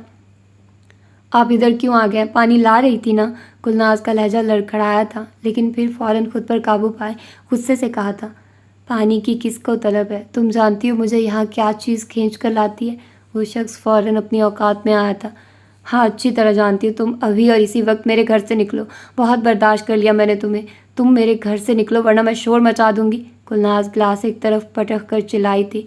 شور مچاؤ گی تو اپنا ہی نقصان کرو گی، لوگوں کو کیا جواب دو گی؟ میں تو ادھر آتا جاتا رہتا ہوں، لوگ تو کہیں گے کہ تم نے خود مجھے بلوایا۔ گلناز کا رنگ لٹھے کی مانند سفید ہوا تھا۔ مجھے ترس آتا ہے تمہاری نیک سیرت بیوی پر، کس قدر گھٹیا انسان ہو تم۔ وہ دکھ سے بس یہی کہہ سکی تھی۔ دیکھو تمہارا شوہر یہاں نہیں ہے، کیوں اتنی خوبصورت جوانی یوں برباد کر رہی ہو؟ میرے ساتھ تعاون کرو، فائدے میں رہو گی۔ وہ شخص خباثت پر اتر آیا تھا۔ گلناز کا بس نہیں چل رہا تھا کہ وہ اس شخص کو مار مار کر یہاں سے نکال دے۔ تم یہاں سے دفع ہو جاؤ، اس نے کہا تو وہ شخص اس کی طرف بڑھا تھا۔ اتنے ماہ سے تم پر محنت کر رہا ہوں، وقت اور پیسہ ضائع کر رہا ہوں، ایسے کیسے دفع ہو جاؤں؟ عرصہ بعد تو اتنا اچھا موقع ملا ہے۔ وہ اس کی طرف بڑھا تھا۔ گلناز مارے خوف کے کچن کی اندرونی دیوار سے جا لگی تھی۔ وہ شخص جانے کیا کیا کہہ رہا تھا۔ گلناز نے اپنے بچاؤ کے لیے ارد گرد دیکھا اور پھر اس کی نگاہ برتنوں والی ٹوکری پر پڑی تھی۔ اس نے تیزی سے وہاں سے کفگیر اٹھایا تھا اور اپنی طرف بڑھتے شخص کے سر پر دے مارا تھا۔ وہ شخص بلبلا کر پیچھے ہٹا تھا۔ اس شخص کے سر سے خون بہہ نکلا تھا۔ گلناز نے یہ موقع غنیمت جانا تھا۔ وہ اندھا دھند ساتھ والے کمرے کی طرف بڑھی تھی۔ سردی کے موسم کے سبب بچے اور وہ خود ایک ہی کمرے میں سو رہے تھے۔ اس نے کمرے میں گھس کر کنڈی لگا لی تھی اور دروازے سے ٹیک لگا کر تھر تھر کانپ رہی تھی۔ باہر سے اس شخص کے کراہنے اور بولنے کی آوازیں آ رہی تھی۔ میں تمہیں جیل کروا دوں گا، تم جانتی نہیں میری پہنچ کہاں تک ہے۔ تم نے مجھ پر قاتلانہ حملہ کیا ہے، اب تم دیکھنا میں تمہارا کیا حشر کرتا ہوں۔ وہ دھمکیاں دے رہا تھا۔ کچھ دیر تک اس کی آوازیں آتی رہی تھی اور پھر گھر میں خاموشی چھا گئی تھی۔ وہ رات گلناز کے لیے عجیب قیامت خیز تھی۔ وہ ساری رات روتے سے سکتے اس نے وہ فیصلہ کیا تھا، فجر کی نماز پڑھ کر ابھی اندھیرا ہی تھا کہ اس نے بچوں کو اٹھایا اور ضروری اشیاء لی اور ایک کپڑوں کا بیگ تیار کیا اور صبح کی روشنی پھیلنے سے پہلے اپنے گھر کے دروازے پر تالا لگا کر وہ گھر چھوڑ دیا تھا۔ اسے جلد ہی ایک تانگا مل گیا تھا جس نے اسے ریلوے اسٹیشن پہنچا دیا تھا۔ وہ اکیلی عورت حالات کی ستائی ہوئی تھی، بچوں کا ساتھ تھا، وہ خوف زدہ بھی تھی، لیکن ہمت کرتے اس نے وہ ٹرین کا سفر کیا تھا۔ کئی گھنٹوں پر مشتمل وہ سفر اس کی زندگی کا تنہا سفر تھا جو وہ امجد خان کے بغیر کر رہی تھی۔ اس نے سوچ لیا تھا کہ وہ منزل پر پہنچتے ہی اگلے دن امجد خان کو خط لکھ کر سب حالات سے آگاہ کر دے گی۔ رات گئے ان کا سفر ختم ہوا تھا۔ اس کے بعد اس نے اسٹیشن سے ٹانگا لیا تھا۔ وہ سکندر اور لالا رخ کے پاس آ گئی تھی۔ لالا رخ نے اسے نئے اور پرانے دونوں گھروں کا ایڈریس دے رکھا تھا۔ پرانے گھر میں وہ کئی بار آ چکی تھی، لیکن ہر بار امجد خان ہمراہ ہوتا تھا، لیکن اس بار تنہا تھی، اس لیے ایڈریس اس کے بہت کام آیا تھا۔ ٹانگے والے نے اسے گھر کے سامنے اتارا تھا، لیکن بدقسمتی سے گھر کے دروازے پر تالا پڑا ہوا تھا۔ گلناز پریشان ہو گئی تھی۔ ٹانگے والا ابھی سامان اترنے کا انتظار کر رہا تھا۔ گلناز نے کچھ سوچتے اسے دوسرے گھر کا ایڈریس سمجھاتے وہاں اتارنے کو کہا تھا۔ ٹانگے والے نے اسے دوسرے گھر اتار دیا تھا۔ گھر کے اندر روشنی ہو رہی تھی۔ گلناز کے اندر سکون سا اترا تھا۔ اس نے سامان اور بچوں کو اتروا کر ٹانگے والے کو فارغ کیا تھا اور خود گھر کی طرف بڑھی تھی۔ وہ لالا رخ کا یہ گھر پہلی بار دیکھ رہی تھی۔ اس نے دستک کے لیے داخلی دروازے پر ہاتھ رکھا تو وہ کھلتا چلا گیا۔ وہ سوئی ہوئی دونوں بچیوں اور بیگ کو سنبھالتی بچوں کے لیے گھر میں داخل ہوئی تھی، لیکن وہاں تو اور ہی ماجرا تھا۔ جہاں داخل ہوتے وہ آدمی نے اسے کھینچ لیا تھا۔ تمہارا کیا خیال ہے؟ تم بھاگ کر واپس آؤ گی تو ہم یہاں سے چلے گئے ہوں گے۔ پکڑو اس کو، سنبھالو، رسیوں سے باندھ دو، اب بھاگنے نہ پائے۔ وہ کہیں ہاتھ میں تھے۔ گلناز تو اس افتاد پر خوف زدہ ہو گئی تھی۔ وہ تو پہلے ہی عجیب سے حالات سے گزر کر یہاں تک پہنچی تھی، لیکن اس نئی صورتحال نے اسے مزید خوف زدہ کر دیا تھا۔ کچھ اور آدمی آ گئے تھے۔ ان سب نے مل کر اس کے چیخنے چلانے کے باوجود اسے اور اس کے دو بیٹے کو ایک جگہ کرسی کے ساتھ کرسیوں سے باندھ دیا تھا، رسیوں سے باندھ دیا تھا۔ اس کی دونوں بیٹیاں اس کے پاس ہی زمین پر گری چیخ رہی تھی۔ سامان باہر دروازے پر ہی رہ گیا تھا۔ وہ بین کر رہی تھی، ان کو صورتحال سمجھانا چاہتی تھی کہ وہ نہیں ہے جو سمجھا جا رہا ہے، لیکن کسی نے مہلت ہی نہ دی تھی۔ انہوں نے اس پر اور بچوں پر پٹرول چھڑکا تھا۔ ایک شخص نے آگ دکھائی اور پھر چیخیں تھی، آہیں تھی، شعلے تھے، آگ تھی، تپش تھی، یوں آگ نے سارے وجود کو اپنی لپیٹ میں لے لیا تھا۔ مصطفیٰ خود اس کیس کی پڑتال کر رہا تھا۔ سالوں پرانا ریکارڈ نکالا گیا تھا۔ اس نے بذات خود اس جگہ کا معائنہ کیا تھا۔ وہ گھر جلا تھا، اس کے مکین جل کر راکھ کا ڈھیر ہوئے تھے، لیکن بہت سی باقیات بھی بچی تھی جو بعد کے ثبوت کے طور پر پیش کی جا سکتی تھی، جن میں ایک چھوٹی سی ڈائری تھی جس پر مختلف ایڈریسز درج تھے۔ یہ شاید پون کی ڈائری تھی۔ وہ سیدھا سے کاغذات گھر کے بیرونی دروازے پر سے ہی مل گئے تھے اور پھر وہ ریکارڈ میں رکھی گئی تھی۔ یہ ڈائری اتنی اہم نہ تھی کہ اس کی جانچ پڑتال کی جاتی۔ مصطفیٰ نے وہ ڈائری بغور دیکھی تھی اور پھر اس پر درج تمام ایڈریسز کی چھان بین کروائی تو الجھا تھا۔ ایڈریسز کے علاوہ چند ایک فون نمبر بھی تھے۔ مصطفیٰ نے امجد خان کو بلوا بھیجا تھا۔ اس نے وہ ڈائری اس کے سامنے رکھ دی تھی۔ امجد خان ڈائری دیکھ کر چونکا تھا۔ یہ ڈائری آپ کو کہاں سے ملی؟ یہ ڈائری مجھے فیضان چچا اور لالا رخ چچی کے کیس والی فائل سے ملی ہے۔ امجد خان نے چہرے پر ہاتھ رکھ لیا تھا۔ یہ ڈائری تو میری بیوی کے پاس ہوتی تھی، لیکن یہ یہاں کیسے پہنچی؟ آپ کو مجھے اپنی بیوی اور بچوں کے بارے میں ڈیٹیل میں سب بتانا ہوگا امجد صاحب۔ مجھے لگ رہا ہے کہ اس کیس میں ان لوگوں کی موجودگی ایک بہت بڑا راز ہے۔ امجد خان نے سر ہلایا اور پھر اس نے اپنے بارے میں بتانا شروع کر دیا تھا۔ امجد خان 6 ماہ کی ٹریننگ کے بعد لوٹا تو گھر پر تالا لگا ہوا تھا اور مالک مکان عزت غصے میں تھے۔ امجد خان حیرت زدہ تھا۔ مالک مکان کو کرایہ ادا کر کے اس نے جیسے تیسے مطمئن کیا اور خود اس آدمی کے پاس آیا تھا جسے اس نے اپنی غیر موجودگی میں اپنے گھر اور گھر والوں کی خبر گیری کرنے کو کہہ رکھا تھا۔ وہ شخص تو بھرا بیٹھا تھا۔ اس نے گلناز کے متعلق وہ الزامات لگائے کہ دونوں کا جھگڑا ہو گیا تھا۔ اس آدمی کے کہنے کے مطابق گلناز کے کسی اور مرد سے ناجائز تعلقات قائم ہو گئے تھے جس کی اسے خبر ہو گئی تھی، اور پھر ایک رات وہ اس کی بچی کی خبر گیری کرنے گیا تو دونوں کو رنگے ہاتھوں پکڑ لیا تھا، دونوں کو برا بھلا کہا تھا۔ جواباً گلناز شرمندہ ہونے کے بجائے دوسرے آدمی کے ساتھ مل کر اسے نہ صرف زود و کوب کیا تھا بلکہ غلط نتائج کی دھمکیاں بھی دی تھی۔ وہ رات کو چلا گیا تھا اور اگلی صبح گلناز اس آدمی اور بچوں سمیت غائب ہو چکی تھی۔ امجد خان یہ سب ماننے کو تیار نہ تھا۔ اس نے مختلف رشتہ داروں کے ہاں فون کیے تھے، گلناز اور بچے کہیں بھی نہ تھے۔ امجد خان کو گلناز پر پختہ یقین تھا، جو دن گزرنے کے ساتھ ساتھ متزلزل ہونے لگا تھا۔ اس نے چند دن گلناز کو تلاش کیا لیکن گلناز کا کوئی اتا پتہ نہ مل سکا تھا۔ اس کو ٹریننگ کے بعد صرف چند چھٹیاں ملی تھی، اسے فوراً جوائننگ کرنا تھی۔ وہ نوکری پر چلا گیا تھا۔ پھر کچھ عرصہ بعد اسے سکندر اور لالا رخ والے ثانیہ کی خبر ہوئی تو وہ وہاں آیا تھا۔ عجیب سے حالات تھے، کچھ سمجھ نہیں آ رہی تھی۔ اس کی اپنی جاب تھی، گلناز کی طرف سے بھی پریشانی تھی۔ وہ کچھ عرصہ تک اپنی پریشانیوں میں گھرا رہا تھا۔ گلناز کو ملنا تھا، نہ وہ ملی تھی۔ بچے بھی غائب تھے۔ وہ اب رفتہ رفتہ اس شخص کی سنائی ہوئی کہانی پر یقین کرنے پر آمادہ ہو گیا تھا۔ کچھ عرصہ مزید بیتا، وہ اب اپنی جاب میں مستحکم تھا۔ اس نے گلناز کو بھول کر اپنی زندگی کو ایک نیا موڑ دینا چاہا اور شادی کر لی تھی۔ اس کا بیٹا ابو بکر بہت چیخا چلایا۔ جواباً سوتیلی ماں اور ابو بکر کے درمیان حالات کشیدہ رہنے لگے تھے۔ گلناز کی وجہ سے وہ بعض اوقات ابو بکر سے بھی برگشتہ ہو جاتا تھا۔ دوسری بیوی سے اللہ نے اسے اولاد دی تو وہ گلناز کی بے وفائی کو مکمل طور پر بھلا چکا تھا، لیکن لالا رخ والے کیس پر وہ مسلسل کام کر رہا تھا۔ اس نے بہت سے حقائق جمع کر لیے تھے لیکن کوئی سرا ہاتھ نہیں لگ رہا تھا۔ وقت کا کام تھا گزرنا، وقت تیزی سے گزر رہا تھا۔ ابو بکر حالات سے برگشتہ ہو کر گھر چھوڑ کر چلا گیا تھا۔ امجد خان کے لیے اپنی جاب، بیوی، بچے اور گھریلو ذمہ داریاں تھیں۔ اسے چلے جانے والے لوگ شدت سے یاد آتے تھے لیکن اس نے خود کو پتھر بنا لیا تھا۔ گلناز کے خاندان والے اس کی بتائی گئی کہانی پر یقین کرنے پر آمادہ نہ تھے، سو ان سے بھی عرصہ دراز سے قطعی تلقی تھی۔ اور پھر عرصہ بعد ابو بکر خود آیا تھا ان کے پاس اپنی شادی کا کارڈ لے کر۔ وہ بھی نادم تھے، شرمندہ تھے۔ بیٹے کو فوراً قبول کر لیا لیکن گلناز اور باقی تینوں بچے ابھی شدت سے یاد آتے تھے جنہیں وہ دل پر پتھر رکھ کر بھول جانے کی کوشش کیا کرتا تھا۔ مصطفیٰ نے ساری کہانی سنی اور پھر افسردگی میں ایک گہرا سانس لیا تھا۔ مجھے نہ جانے کیوں لگ رہا ہے امجد صاحب، وہ عورت اور تینوں بچے وہ آپ کے ہی اہل خانہ تھے۔ امجد خان کا رنگ ایک دم زرد ہوا تھا۔ عبدالقیوم کی نشاندہی پر جو ملوث لوگ تھے ان کی فہرست کے مطابق وہ لوگ کرائے کے گنڈے تھے جن میں صرف 2 گرفتار ہو سکے ہیں، باقی کچھ مر کھپ گئے اور کچھ رپوش ہیں جو گرفتار ہوئے ہیں۔ ان کے بیانات کے بعد میں اسی نتیجے پر پہنچا ہوں کہ وہ عورت جو تینوں بچوں کے ہمراہ اس گھر میں اس رات داخل ہوئی تھی، اس کے پاس بیگ تھا جسے ایک آدمی اٹھا کر اپنے گھر لے گیا تھا جس میں کپڑے اور قیمتی زیور اور روپے تھے۔ وہ عورت ان کو بتانا چاہتی تھی کہ وہ لالا رخ نہیں ہے بلکہ اس کی رشتہ دار ہے۔ اب صرف ایک ہی حل ہے، آپ کا اور آپ کے بیٹے ابو بکر کا DNA ٹیسٹ لیا جائے اور پھر اسے اس پرانی پوسٹ مارٹم رپورٹ سے میچ کیا جائے۔ میری دعا ہے کہ جیسا میں سوچ رہا ہوں ویسا کچھ نہ ہو، آپ پلیز ہمت کریں۔ امجد خان کے نڈھال سے انداز پر مصطفیٰ نے کندھا تھپ تھپا کر تسلی دینا چاہی تھی۔ امجد خان تب بھی ساکت و خاموش رہا تھا۔ مصطفیٰ گھر آیا تو اس نے حویلی کال کی اور لالا رخ سے بات کروانے کو کہا تھا۔ لالا رخ فون پر آئی تو مصطفیٰ نے سلام دعا اور حال چال دریافت کرنے کے بعد ڈائریکٹ پوچھا تھا، آپ ماضی میں کسی گلناز نامی خاتون کو جانتی ہیں؟ گلناز؟ لالا رخ نے کچھ سوچا۔ امجد خان کی بیوی کا نام تھا گلناز۔ مصطفیٰ نے گہرا سانس لیا۔ مجھے اس سلسلے میں آپ سے بہت ضروری بات کرنی ہے، کیا یہ ممکن ہے آپ اس سلسلے میں چچا جان کے ساتھ شہر آ جائیں؟ خیریت ہے نا بیٹا؟ جی، آپ کے کیس کے سلسلے میں کچھ کارروائی رہتی ہے جس کے سلسلے میں آپ کا اور چچا جان کا شامل ہونا بہت ضروری ہے۔ ٹھیک ہے، میں آپ کے چچا سے بات کرتی ہوں۔ شکریہ، کل تک تشریف لے آئیے گا، بہت ایمرجنسی ہے، مصطفیٰ نے کہہ کر 1-2 اور باتوں کے بعد کال بند کر دی تھی اور کچھ سوچتے اس نے ایک گہرا سانس لیا تھا۔ یہ کیس اب تقریباً تکمیل کے مراحل میں تھا۔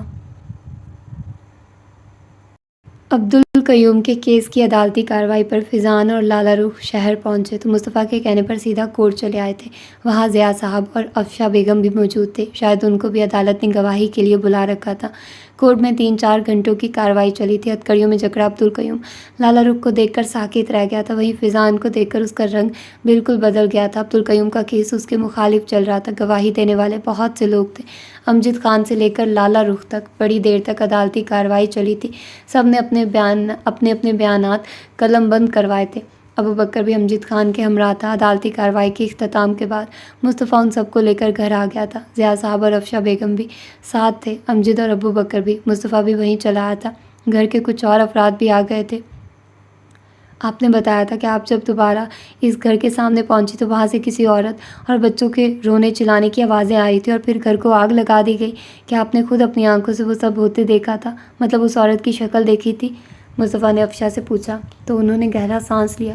اتنا پرانا واقعہ ہے لیکن اتنا ہی خوفناک کہ میں بھول نہیں سکتی۔ میں نے صرف بچوں کے چلانے اور عورت کی فریاد کرنے کی آوازیں سنی تھی، میں نے عورت کی شکل نہیں دیکھی تھی، افشا نے صاف کوئی سے کہا۔ تو مصطفیٰ نے گہرا سانس لے کر لالا رخ کو دیکھا۔ ہمیں آپ سے گلناز کے بارے میں جاننا ہے۔ جیسا کہ آپ جانتی ہیں کہ گلناز امجد خان صاحب کی پہلی بیوی تھی اور ابو بکر ان کا سب سے بڑا بیٹا، لیکن بعد کے حالات ایسے ہوئے کہ ان کی وائف اور باقی بچے کہیں غائب ہو گئے تھے۔ یہ ان کو بہت تلاش کرتے رہے لیکن کچھ سراغ نہ مل سکا۔ لالا رخ نے سنجیدگی سے مصطفیٰ کی بات سنی تھی۔ باقی گلناز کے بارے میں آپ کو اچھی طرح امجد خان بتا دیتے ہیں۔ مصطفیٰ نے امجد خان کو اشارہ کیا۔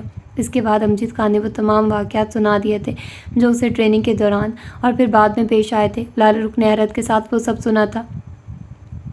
جھوٹ بولتا تھا وہ شخص، تم جس شخص کو گلناز اور گھر کی خیر خبر رکھنے کا کہہ کر گئے تھے وہ خود ہی دھوکے باز شیطان فطرت کا انسان تھا۔ اپنی نیک سیرت بیوی ہونے کے باوجود وہ گلناز کو تنگ کرتا رہا تھا۔ تمہاری جاب اور شوق دیکھتے گلناز تمہیں پریشان نہیں کرنا چاہتی تھی، سو وہ سب برداشت کر رہی تھی، لیکن مجھے اس نے سب حالات کے بارے میں بتایا تھا۔ میں نے اسے کئی بار کہا تھا کہ وہ میرے پاس آ جائے۔ لالا رخ نے سب بتایا تو کئی ثانیے تک وہاں موجود ہر شخص گمسم ہو گیا تھا۔ گلناز تو ایک نیک سیرت اور باوقار عورت تھی، وہ ہمیشہ اپنے شوہر کی وفادار رہنے والی تھی، وہ کوئی غلط حرکت کر ہی نہیں سکتی۔ امجد خان، اس شخص نے تمہیں بھڑکایا تھا اور تم اس کی باتوں میں آ کر اپنی بیوی پر شک کرتے رہے۔ لالا رخ نے بہت دکھ سے کہا تو امجد خان نے گہرا سانس لیا۔ میں نے تو اول تو شک نہیں کیا تھا، لیکن جس طرح گلناز اور بچے مسلسل غائب تھے، وقت گزرنے کے ساتھ ساتھ میرے دل میں ملال آتا چلا گیا۔ اس میں بھی بے قصور ہوں، حالات ہی کچھ ایسے رہے تھے کہ میں کیا کوئی بھی شخص ہوتا وہ شاید آخر میں جا کر یہی سوچتا۔ بس ثابت ہوا کہ گلناز اس شخص کی وجہ سے پریشان تھی اور اگر کہیں گئی بھی تھی تو وجہ وہی شخص تھا۔ افشا نے بھی اپنی رائے دی۔ کل تک DNA ٹیسٹ کی رپورٹ مل جائے گی، اس کے بعد پوسٹ مارٹم کی رپورٹس کے ساتھ ان کا جائزہ لیا جائے گا، اس کے بعد ہی اب کوئی حتمی رائے دی جا سکتی ہے۔ لیکن جہاں تک میری آبزرویشن ہے، مجھے حقائق کو دیکھتے اندازہ ہو رہا ہے اس رات اس گھر میں داخل ہونے والی عورت اور بچے یہیں تھے اور وہ بدقسمتی سے ان لوگوں کے ہتھے چڑھ گئے تھے۔ مصطفیٰ نے کہا تو سب نے افسردگی سے امجد خان کو دیکھا تھا۔ امجد خان کا چہرہ گہرے دکھ اور ملال کی اماں جگہ بنا ہوا تھا۔ یہی کیفیت ابو بکر کی بھی تھی، تاہم سبھی خاموش تھے۔ ضیاء صاحب اور افشا بیگم کچھ دیر مزید بیٹھنے کے بعد رخصت ہو گئے تھے۔ امجد اور ابو بکر بھی چلا گیا تو باقی لوگ کافی دیر تک انہی حالات کو ڈسکس کرتے رہے تھے۔ لالا رخ اس ساری بھاگ دوڑ سے تھک گئی تھی، وہ ذہنی طور پر کشیدگی محسوس کر رہی تھی۔ وہ اندرونی کمرے میں آرام کرنے کے گھر سے لیٹی تو سکندر بھی چلے آئے تھے۔ گزرے وقت کو ان دونوں نے اتنی بار دہرایا تھا کہ اب یہ نئی صورتحال سن کر دونوں ہی افسردہ تھے۔ میں گلناز اور اس کے بچوں کو لے کر بہت افسردہ ہوں۔ بیچاری نہایت ابتر حالات کا شکار ہو کر وہاں تک پہنچی تھی اور ان ظالموں نے اسے آگ میں دھکیل دیا۔ لالا رخ کا دل غم سے نڈھال تھا۔ دعا کرو وہ گلناز نہ ہو، کوئی اور ہو، میرا تو دل ماننے کو تیار نہیں، اللہ کرے۔ لالا رخ نے افسردگی سے کہا، قدرت نے ہمیں بہت آزمائشوں کے بعد ملایا، ہم سب ایک دوسرے کے لیے مر چکے تھے، لیکن اللہ کی حکمت کہ کس طرح ہمیں پھر سے ایک کر دیا۔ دعا ہے کہ امجد خان کا خاندان بھی مل جائے، جیسا ہم سوچ رہے ہیں ویسا کچھ نہ ہو۔ لالا رخ کا ہاتھ تھام کر تسلی دیتے ہوئے کہا تو لالا رخ نے افسردگی سے آمین کہا تھا۔ سکندر نے لالا رخ کو دیکھا۔ لالا رخ پر وقت اثر انداز ہوا تھا، لیکن وہ آج بھی ویسی ہی تھی۔ اس کے حسن کی تابناکی اور وجود کی جگمگاہٹیں آج بھی دل افروز تھی۔ میں نے زندگی کا شاید ہی کوئی موقع ہو جب آپ کو یاد نہ کیا ہو، گزری ہوئی رفاقت پر افسردہ نہ ہوا ہوں۔ لالا رخ کا ہاتھ تھام کر محبت سے کہا تو لالا رخ نے افسردگی سے اپنے محبوب شوہر کو دیکھا۔ سب نے اپنی اپنی جگہ ہجر کا ایک لمبا بن باز کاٹا ہے۔ لیکن مجھے خوشی ہے کہ میرے بچے زندہ سلامت ہیں۔ میں آپ سب کے لیے بہت تڑپی ہوں، پہروں آنسو بہائے، دل زخمی ہو جاتا تھا اس سوچ کے ساتھ ہی کہ میرے بچے اب اس دنیا میں نہیں ہیں۔ میرے اندر زندہ رہنے کی لگن، خواہش سب ختم ہو چکی تھی، لیکن اب اپنی جوان ہنستی مسکراتی اولاد کو دیکھتی ہوں تو دل میں سکون سا اترنے لگتا ہے۔ لالا رخ نے کہا تو سکندر نے مسکرا کر بیوی کو دیکھا۔ ہمارے بچے بہت سمجھدار ہیں، مختلف مقامات پر رہنے اور پرورش پانے کے باوجود وہ بگڑے نہیں ہیں، بلکہ زندگی کا شعور رکھتے ہیں، فضان نے کہا تو لالا رخ نے مسکرا کر سر ہلایا تھا۔ افشا کہہ رہی تھی کہ ہم کل ان کی طرف چکر لگائیں، جب سے آپ ملے ہیں کسی اور کا ہوش ہی نہیں تھا۔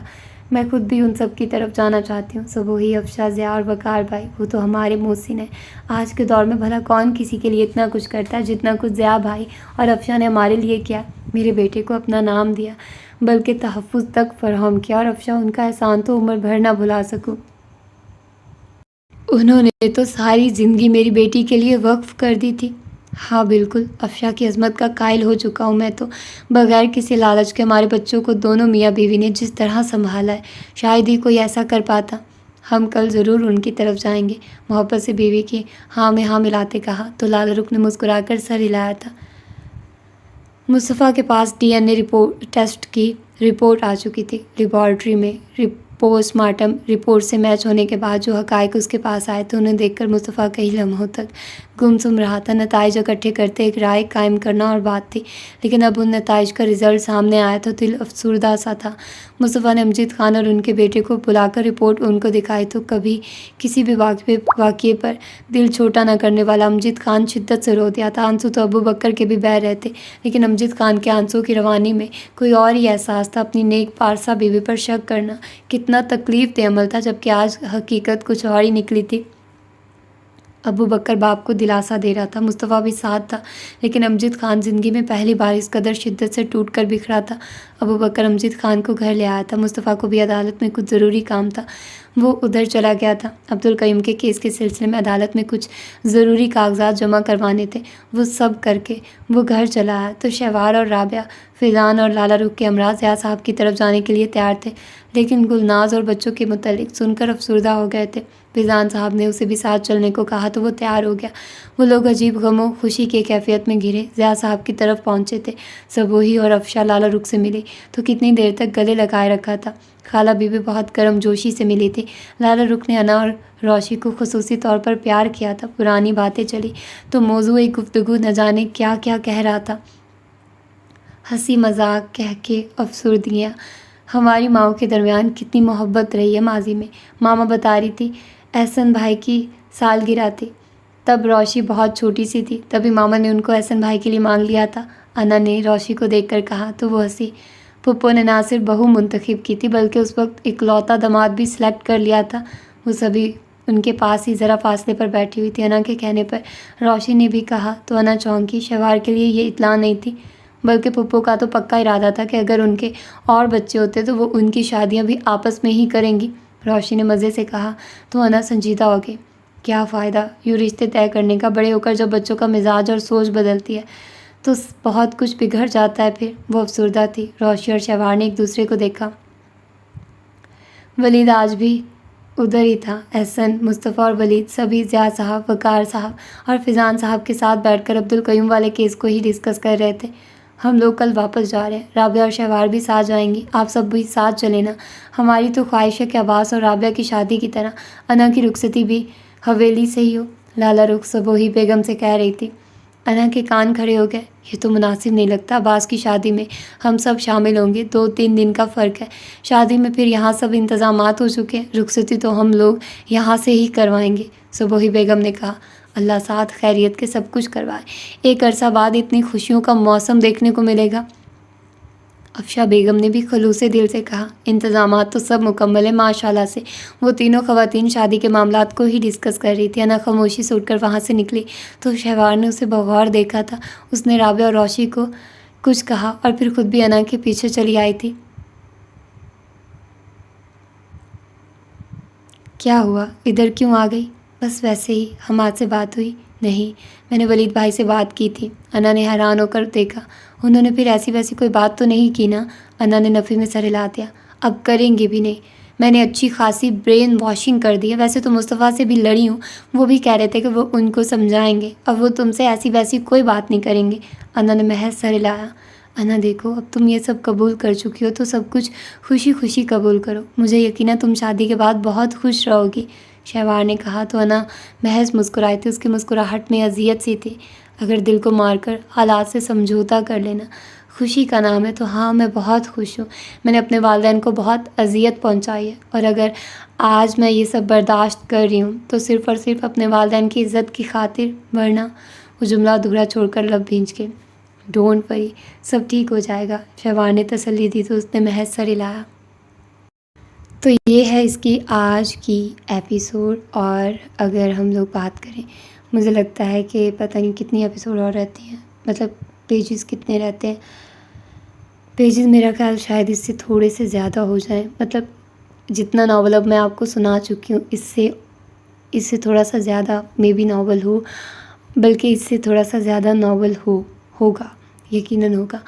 اور ہوپ فلی کہ آپ لوگوں نے سارا ناول انجوائے کیا ہوگا, جس طریقے سے سارا ناول چلا ہے اور جس طریقے سے رائٹر نے اس کو خوبصورت طریقے سے بیان کیا ہے. مطلب تخیل, کبھی کبھی تخیل کتنا اچھا ہو جاتا ہے نا. یہ وہ کیا کہتے ہیں کہ کوئی وہ نہیں ہے کہ بندہ کہے کہ ہاں یہ تو پہلے ہو چکا ہے, ایسا کچھ نہیں ہے. مطلب یہ ایک خود کہانی بنائی گئی ہے, تو مطلب کتنا فکشن ہے یہ, کتنا اچھا فکشن لگ رہا ہے. اور پھر جیسے سارا سسٹم رہا, سارا کچھ چلا, سب اچھا ہے. اور اب ہم بات کرتے ہیں ولید صاحب کی. مطلب ولید کو کیا تکلیف ہے؟ اب انا کی شادی ہو رہی ہے عماد سے, تو تمہارا تک بنتا ہے کہ تم ٹانگ اڑاؤ, تمہارے بن رہا ہے کہ تم ایسے درمیان میں چلو اور اس کو مطلب چلو کیا اس کو ٹیز کرو, بار بار اس سے بات کرنے کی کوشش کرو, اسے بلاؤ. مطلب یار کتنا کوئی بدتمیز انسان ہے یہ.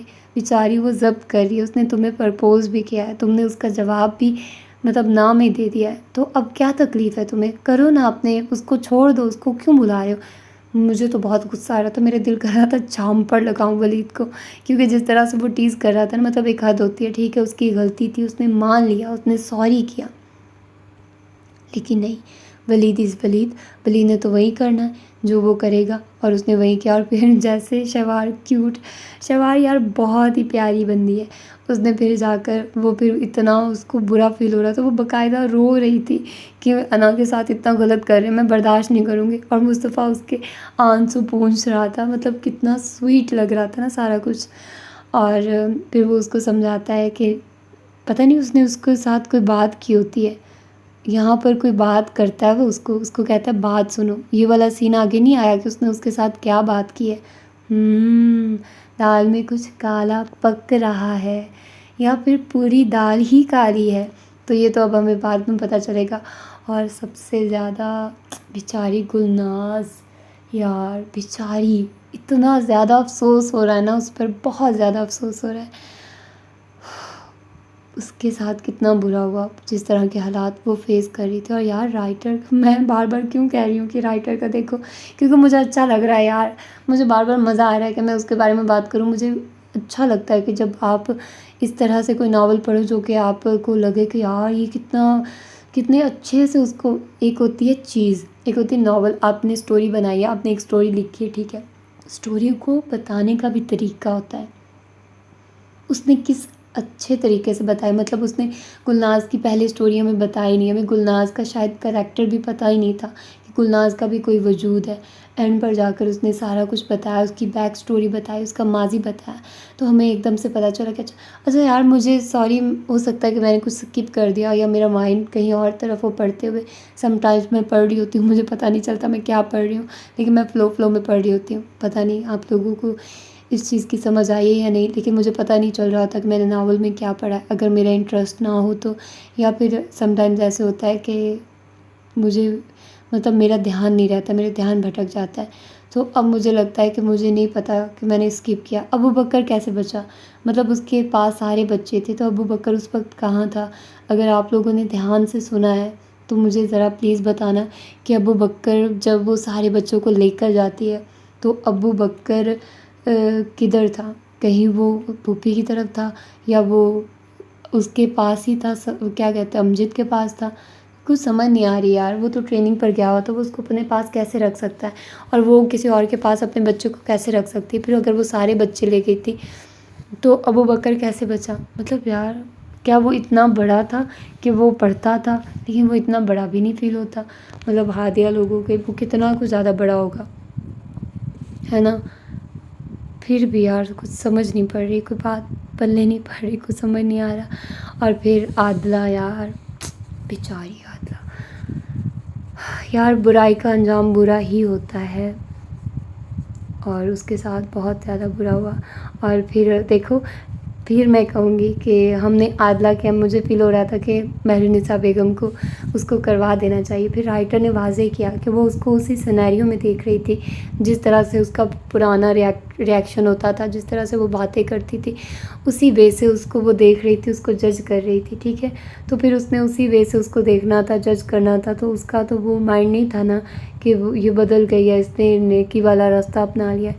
اور پھر ہیٹ آف دا مومنٹ آپ کو پتہ نہیں چلتا کہ ایک انسان اتنا زیادہ چینج ہو گیا. تو پھر اس کا بھی یہی ریاکشن تھا، وہ سمجھ نہیں پا رہی تھی. اور پھر اب یار بہت زیادہ مزہ آنے والا ہے، کیونکہ میرا خیال ہے یہ شادی کے ایونٹ سٹارٹ ہوں گے تو یہ بہت زیادہ ہلا گلا ہونے والا ہے، کیونکہ یہ بات بھی کلیئر ہو گئی ہے کہ وہ بچے کس کے تھے اور کس کی ڈیتھ ہوئی تھی. اور feeling bad for Amjad Khan, بیچارہ. ابوبکر کے لیے بھی برا فیل ہو رہا ہے، زیادہ تو گلناز بیچاری کے لیے برا فیل ہو رہا ہے. اس کی دونوں بیٹیاں، ایک بیٹا، کتنے ظالم ہوتے ہیں نا لوگ، کچھ بھی نہیں سوچتے اور اتنا زیادہ ظلم ڈھا دیتے ہیں. لیکن یار جو بھی کہو، ٹوٹا ہوا تارا بیسٹ ناول ہے سمیرہ شریف تور کا. مجھے نہیں لگتا اس کے بعد ان کا ایک اور ناول تھا، لیکن اس کی اینڈ سے میں تو سیٹسفائیڈ نہیں ہوئی تھی، تو وہ اتنا زیادہ مطلب یاد نہیں رہا. یہ چاہتے یہ شدتیں، اس کے بارے میں بھی کہا جا رہا ہے کہ یہ بہت اچھا ناول رہا ہے، مطلب اس کا بھی اچھا رسپانس ملا ہے رائٹر کو. لیکن اس میں بھی بہت زیادہ اریٹیٹ ہوتے ہیں، بہت زیادہ ٹیز کرتے ہیں کچھ کریکٹر. تو یہ بھی انشاءاللہ میں پڑھوں گی ایک وقت بعد. لیکن ابھی جو میں نے ناولز سوچے ہوئے تھے وہ میں نے پڑھے ہیں، اور آپ کا رسپانس مجھے اب چاہیے کومنٹس کی صورت میں اور لائک کی صورت میں. اور اگر کسی نے ابھی تک چینل کو سبسکرائب نہیں کیا تو ظالمو، آج سیکنڈ لاسٹ ایپیسوڈ ہے تو اب کر دو. ٹھیک ہے، اچھے بچوں کی طرح سبسکرائب کرنا بہت ضروری ہوتا ہے، اور آپ لوگ سبسکرائب ہی نہیں کرتے ہو یار، تو کرو اور اپنا فیڈ بیک ضرور دو. اور شارٹ ناولز میں آج کل اپلوڈ کر رہی ہوں فار ایور بک ہیون پر، آپ لوگ وہاں پر جا کر سن سکتے ہیں. عنکبوت جیسا کہ میں اپلوڈ کر رہی ہوں، کیا کہتے ہیں اس کو، بکس فار ایور پر، تو آپ لوگ وہاں جا کر سن سکتے ہیں. اپنا ڈھیر سارا خیال رکھیے گا، مجھے دعا میں یاد رکھے گا. ملتے ہیں اس کی لاسٹ ایپیسوڈ میں. اللہ حافظ.